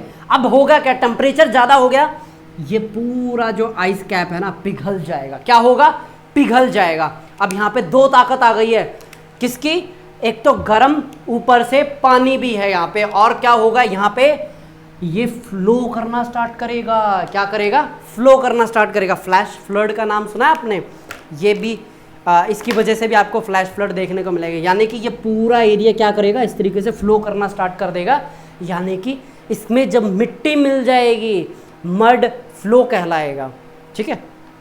देखिए ये कुछ एग्जांपल्स हैं यहाँ पे आपको प्रोवाइड किए हैं किस तरीके से ये होनहार जाबाज लोग कितनी नज़दीक जाके सैंपल्स इकट्ठे करके लाते हैं। ये जितनी भी चीज़ें मैंने अभी तक बताई है ना कि पायरोक्लास्टिक मटेरियल बाहर आता है और अलग अलग जगहों पे ये मूव करता है, ये उसकी एक डायग्रामेटिक पिक्चर है। और मड फ्लो कैसे होता है, यहाँ पे आपको कुछ यहाँ पे लावा डोम जहाँ लिखा हुआ उसके नीचे वाइट पार्ट दिख रहा है, और फिर यहाँ पे लैंडस्लाइड भी बनाया हुआ दिख रहा है आपको। बहुत बढ़िया, ठीक है। चलिए आप देखते जाइए। ये अल्टीमेट क्या होता है, जो पायरोक्लास्टिक मटेरियल जब नीचे सेटल डाउन होता है ना, कुछ इस तरीके के आपको इवेंट्स देखने को मिलते हैं। बेचारा अपनी गाड़ी के ऊपर से तोड़ तोड़ के हटा रहा है, आ रहा है मेरी पुरानी गाड़ी वापस मिल जाए, ठीक है। तो आगे चलते हैं। वाह, oh what a lovely city to have. ये बेसिकली क्या होता है, जब पायरोक्लास्टिक मटेरियल ऊपर जाता है ना, ये पूरा जो एरिया होता है उसको कवर कर लेता है। इसकी वजह से क्या होता है, जो सनलाइट होती है ना नीचे पहुंच नहीं पाती है। सनलाइट नहीं आएगी तो क्या नहीं होगी, जो पेड़ पौधे होते हैं ना वो मरने स्टार्ट हो जाते हैं। और नीचे क्या होती है, ग्लोबल कूलिंग होती है शॉर्ट टर्म के लिए। लॉन्ग टर्म में क्या होगा, ग्लोबल वार्मिंग। यानी कि अगर कोई बोले कि ग्लोबल वार्मिंग ह्यूमन बींग से है, अरे नहीं बाबा, वहाँ पे वोल्केनो भी दो दो हाथ करते हैं इंसानों के साथ, ठीक है। आगे देखिए, ये पायरोक्लास्टिक जो फ्लो है उसका क्या इम्पैक्ट होता है। यहाँ पे एक तो जगह आपको फ्लो करती हुई दिख रही है, उसके बगल में कुछ आपको कुछ सींग टाइप में दिख रहा है ना। अरे भाई वो सींग नहीं है, एक कुछ इस तरीके का लोहे का पिलर हुआ करता था, इसके ऊपर जब पायरोक्लास्टिक मटेरियल गया है सिर्फ जो लोहे की रॉड है वो बची हैं, और जो उसके आसपास जितना भी यहाँ पे क्या था मटेरियल, किसका, कंक्रीट का, उड़ गया भाई। इतनी ज़्यादा ताकत होती है, पूरे के पूरे शहर होते हैं दब जाते हैं। दिखाता हूँ अभी मैं आपको, देख रहे। अरे वो घंटा घर बोलते हैं ना, मतलब कि जिसके चौराहे के ऊपर इतनी ऊंची सबसे ऊंची बिल्डिंग बनाई जाती है, उसके ऊपर घड़ी लगाई जाती है, ठीक है। वो देखिए कितनी नीचे दब चुकी है, देखिए देखिए, ठीक है। आगे ये पायरोक्लास्टिक फ्लो बर्न, ये जला देता है पूरे जंगल को, ठीक है। ये आगे कुछ बताने वाला नहीं है, बस आप देखते जाइए। ये मड फ्लो का एग्जांपल है, ठीक है। और ये पायरोक्लास्टिक फॉल है, यानी कि समझ गए आप, ओके। ये लावा फ्लो है, अंडरस्टूड है। पॉजिटिव इम्पैक्ट देख लीजिए, और ये कुछ पॉजिटिव इम्पैक्ट है, इसको देख लीजिएगा। उसके बाद यहाँ पे ना जो पास्ट में कुछ इवेंट हुए हैं उसके यहाँ पे आपको मैं यहाँ पे एक स्नैपशॉट प्रोवाइड कर रहा हूँ, ठीक है। मैंने आपको क्या बताया था कि कई बार पायरोक्लास्टिक इतना तगड़ा होता है, जो बंदे सो रहे होते हैं ना बेचारे, पता ही नहीं चलता कब नींद में थे और कब भगवान के पास थे। तो अब ये बंदा ना ऐसे सोया हुआ है, उसको पता ही नहीं चला वो कब दब के चला गया पायरोक्लास्टिक मटेरियल के नीचे, ठीक है। यानी कि इतनी ज़्यादा डिजास्टर्स होती है। ये देखिए आगे, ये भाई साहब कुत्ता क्या कर रहा था, अंगड़ाई ले रहा था बेचारा, अंगड़ाई लेते लेते ही ऊपर चला गया। और ये देखिए पूरा परिवार सो रहा है। और इसके अंदर अगर आप ध्यान से देखेंगे ना, जो सबसे लास्ट में सदस्य है वो कुछ मान लीजिए इस तरीके से सो रखा और ऐसा उठने की वो कोशिश कर ही रहा है, ठीक है, उसी के अंदर ही बेचारा साफ हो गया। ठीक है, तो ये है पोम्पेई 1779 AD, यानी कि आपसे नियरली 2000 साल पुरानी बात है ये। ठीक है, और ये वो जगह है, ठीक है, जहाँ पे ये हुई थी सारी चीज़ें। तो आई थिंक यहाँ पे ऑन एन एवरेज यहाँ पे ख़त्म होती है। एक बार कुछ चार्ट हैं जो वोल्केनो के साइज़ को डिपिक्ट करती है कि किसका क्या साइज़ है और कौन कितनी दूर तक जाएगा और उसके अंदर कितनी स्ट्रेंथ है। ठीक है, कैसे नामकरण किया जाता है किसी वोल्केनो का, एक बार चार्ट है आपको मैं दिखा देता हूँ। वोल्केनिक एक्सप्लोजिविटी इंडेक्स, ठीक है, ये है कितना वॉल्यूम बाहर गया है, उसकी क्या क्लासिफिकेशन है, फिर उसके बाद डिस्क्रिप्शन, फ्रीक्वेंसी कितनी है उसकी। ठीक है, सुपर वोल्केनिक जो एक्टिविटी होती हैं वो आपको 10,000 से ज़्यादा सालों में एक बार ही देखने को मिलती है। ठीक है, चलिए ये इसका साइज़ है, जैसे जैसे आपके लेवल बढ़ते जाते हैं साइज़ बढ़ता जाएगा वोल्केनिक इरप्शन का। ठीक है, ये उनके मेज़र करने के कुछ और यहाँ पे इंडेक्स हैं, देख लीजिए आप। ठीक है, और ये फ्रीक्वेंसी है किसमें, इरप्शन फ्रीक्वेंसी में और इरप्शन एक्सप्लोजिविटी में। ठीक है, सुपर वोल्केनो क्या होता है, ये एक छोटी सी स्टेटमेंट है। येलोस्टोन जो नेशनल पार्क है अमेरिका के अंदर, वो क्या है आपका, हाँ सुपर वोल्केनो है, यानी कि पूरे कयास लगाए जा रहे हैं जब ये वोल्केनो फटेगा पूरा अमेरिका उड़ जाएगा। ठीक है, अरे बहुत बड़ा है ये येलोस्टोन नेशनल पार्क। आपने मूवी देखी है 2012, उसके अंदर जो कंसेप्ट लिया गया ना, सबसे पहले क्या उड़ाते हुए दिखते हैं, अरे येलोस्टोन को ही उड़ा दिया उन्होंने। कुछ भी नहीं छोड़ते यार हॉलीवुड वाले, माना कि VFX का यूज़ करते हैं। ये आपके अलग अलग जगह हैं जहाँ पे इनकी इंटेंसिटी को शो किया गया है, कहाँ कितनी बार ये आपको एक्सप्लोड होते हुए दिखे हैं पिछले 2000 साल में। ठीक है, इंडिया के पास नहीं है कोई भी वोल्केनिक इरप्शन की हिस्ट्री। अब बात आती है क्राकातोआ की। ठीक है, क्राकातोआ की देखिए 36,417 इतने लोग तो पिछली बार जब ये बस्ट हुआ था मारे गए थे। ठीक है, 26 अगस्त 1883 को ये एरप्ट होना स्टार्ट हुआ था। इससे क्या हुआ, क्या इम्पैक्ट हुआ, एक बार आप इसको पढ़ लीजिएगा। ठीक है, फिर उसके बाद है रिंग ऑफ फायर, कहाँ पे इसकी इंटेंसिटी क्यों इतनी ज़्यादा है, उसके पीछे का रीज़न भी बता दिया है। रिंग ऑफ फायर उसका रीज़न है। ठीक है, और जो फेमस वॉल्केनो है अराउंड द वर्ल्ड, माउंट एतना। ठीक है, माउंट एतना ये एक पिज़्ज़ा का भी नाम है, रिसर्च करके बताइएगा। जो बच्चा मुझे बता देगा ना कि ये इस ब्रांड में ये मिलता है माउंट एतना नाम का पिज़्ज़ा, ठीक है, मान जाऊंगा मैं उस बच्चे को। वैसे तो यहाँ तक कोई बच्चा देखा मतलब पहुँचा नहीं है देखते देखते, लेकिन फिर भी अगर एक दो बच्चे भी देख रहे हैं ना, ये सवाल है आपके लिए। ठीक है, पता करके बताइए कि माउंट एतना कौन जो पिज़्ज़ा है, ये नाम है एक पिज़्ज़ा का। ठीक है, और वो ब्रांड भी इटली के ही ओरिजिन का है। ठीक है, 1965 के आसपास का वो ब्रांड है। ठीक है, बताइएगा। माउंट एतना ये एक्टिव है। ठीक है, उसके बाद माउंट किलिमंजारो, ये आपका है अफ्रीका के अंदर, ये कैसा है, डॉर्मेंट है माउंट किलिमंजारो। और फिर उसके बाद है जो आपका माउंट किलियो है, ये हवाई के अंदर है, 1983 के अंदर ये लास्ट क्या हुआ था, एक्टिव हुआ था। तो यहाँ पे आपका वोल्केनिज्म होता है ख़त्म, और इसके बाद क्या होता है, हमारा जो मेजर वर्क है वो स्टार्ट होता है मार्किंग का। तो आप अपनी बुक निकाल लीजिए। तो यहाँ पे हम क्या करेंगे, मार्किंग को करना स्टार्ट करते हैं। तो अभी कौन सी कर रहे हैं हम, एंडोजेनेटिक है ना। ठीक है, वोल्केनोसिटी एंड लैंडफॉर्म पेज नंबर 200 पे आ जाइए आप। हाँ, द कंसेप्ट ऑफ वोल्केनोसिटी करना है, ये पेज नंबर है आपका 200, पूरा करना है। Classification on the basis of mode of eruption, central type देखिए सारे लिखे हुए इसमें, हवाइन, वोल्केनिन, ठीक है, वेसुवियस टाइप सारे लिखे हैं, पढ़ लीजिएगा आप इसको। फिर उसके बाद पेज नंबर आपका 201 कंप्लीट करना है, 2 करना है पूरा, 3 करना है, 4 भी, 4, 5, 6 ठीक है, यहाँ तक करना है आपको। इसके आगे का एक मिनट में देख लेता हूँ। इसके बाद जो पेज नंबर 210 है ना, इसके अंदर लिखा हुआ है टोपोग्राफी प्रोड्यूस बाय वोल्केनो। ये देख लीजिएगा कि कितने टाइप के होते हैं, जो मैंने यहाँ पे अभी आपको बताया ना कि सिंडर एंड एश टाइप और फिशर टाइप, एक्सप्लोजिव टाइप, तो ये सारी चीज़ें यहाँ पे आपको लिखी भी मिलेंगी।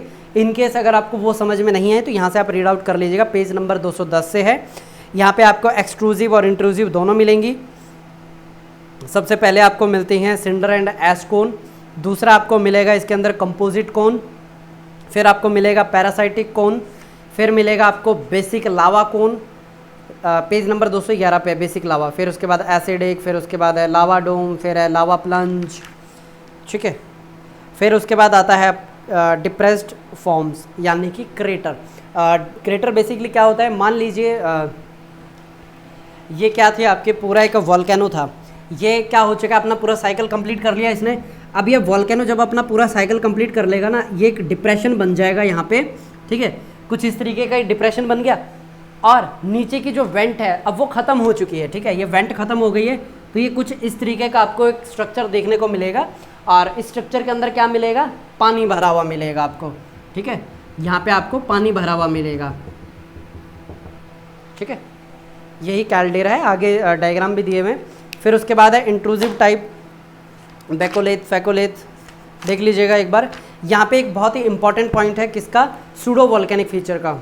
एक मिनट, मैंने एक और पॉइंट छोड़ दिया है इसके अंदर, एक्सोजेनेटिक वाला। माउंटेन बिल्डिंग करवा दिया मैंने, करवा दिया है माउंटेन बिल्डिंग। मैं यहाँ पे करवा रहा था आपको सूडो वॉल्केनिक फीचर का। देखिए सूडो वॉल्केनिक फीचर ये काफ़ी इंपॉर्टेंट था, 2017 के अंदर आया है। यहाँ पे शब्द को समझिए, शब्द क्या है आपका, सूडो। सूडो यानी कि फॉल्स, यानी यहाँ पे पीछे वर्ड कौन सा जुड़ा हुआ है, वॉल्केनिज्म, यानी कि कितनी बार यानी कि बोल दिया ना मैंने। सूडो यानी कि फॉल्स, वॉल्केनिज्म यानी कि जो एक पूरी वॉल्केनिक एक्टिविटी से एक इस तरीके की स्ट्रक्चर बनती है, ऐसी स्ट्रक्चर आपको बनती हुई दिखे, वो क्या कहलाएगी, सूडो वॉल्केनिक फीचर। अब देखिए जो आपका पंजाब वाला एरिया है, कौन सा, पंजाब का एरिया है, वहाँ पे मैक्सिमम पानी यूज़ करना स्टार्ट कर दिया है। तो जिसकी वजह से हुआ क्या है, जो कैल्शियम है, जो कैल्शियम है नीचे से ऊपर की तरफ फ्लो करना स्टार्ट कर दिया है उसने। तो जिसकी वजह से क्या होता है, कुछ इस तरीके के आपको डिपॉजिट दिखने लग गए हैं। और दूर से अगर कोई देखेगा तो कैसा लगेगा, अरे भाई जैसा एक ज्वालामुखी होता है ना, बिल्कुल वैसा ही फीचर देखने को मिलेगा, ठीक है। पहला एग्जाम्पल ये हो गया। दूसरा एग्जाम्पल सूडो वॉल्केनिक का, जब ऊपर से कोई मीटियोर आके हिट करता है, ठीक है, लूनार लेक, ठीक है, महाराष्ट्र के पास है ये, तो क्या होता है, गड्ढा बनाता है ना, तो क्या बनता है, एक क्रेटर बनता है। तो वो भी किसका एग्जाम्पल है, सूडो वॉल्केनिक फीचर का एग्जाम्पल है। तीसरा, जब न्यूक्लियर बॉम्ब की टेस्टिंग की जाती है, जब न्यूक्लियर बॉम्ब की टेस्टिंग की जाती है या फिर कोई मिसाइल नीचे गिराई जाती है, क्या बनता है, डिप्रेशन बनता है। वो भी किसका एग्जाम्पल है, बहुत बढ़िया। और हमें पता कैसे चलता है कि भैया किसी बॉम्ब की वजह से, किसी मीटियोर की तरफ से है। एक चीज़ आपने गौर की, यहाँ पे जो कैल्डेरा, मतलब यहाँ पे जो बन रहा है ना, एक डिप्रेशन बन रहा है, ये ज़मीन से ऊपर है, ये ज़मीन से क्या है, ऊपर है, और ये क्या होता है, ज़मीन से नीचे होता है डिप्रेशन, ठीक है। यहाँ से हमें पता चलता है कि भैया वॉल्केनिक एक्टिविटी से ये नहीं बना। नहीं तो हमें क्या सपना आता है, हमने किसी को गिरते हुए देखा था आज से करोड़ों साल पहले, ठीक है। तो ये कुछ एग्जाम्पल है सूडो वॉल्केनिक के। एक बार आप इसको गो थ्रू करते रहिएगा। लेक्चर होता है फिनिश, खत्म। अब क्या करेंगे हम अगले लेक्चर के अंदर, एक्सोजेनेटिक को और थोड़ी सी डिटेल में गहराई में जाके देखेंगे। तो तब तक आप पढ़ते रहिए, रिवाइज करते रहिए इस लेक्चर को, और सुबह टहलते टहलते आपको क्या करना है, रिकॉल। मिलते हैं आपसे अगले लेक्चर में, तब तक आप सभी को मेरी तरफ से नमस्कार। कुछ समझ में नहीं आया हो तो पूछ लीजिएगा। आपका बहुत बहुत धन्यवाद।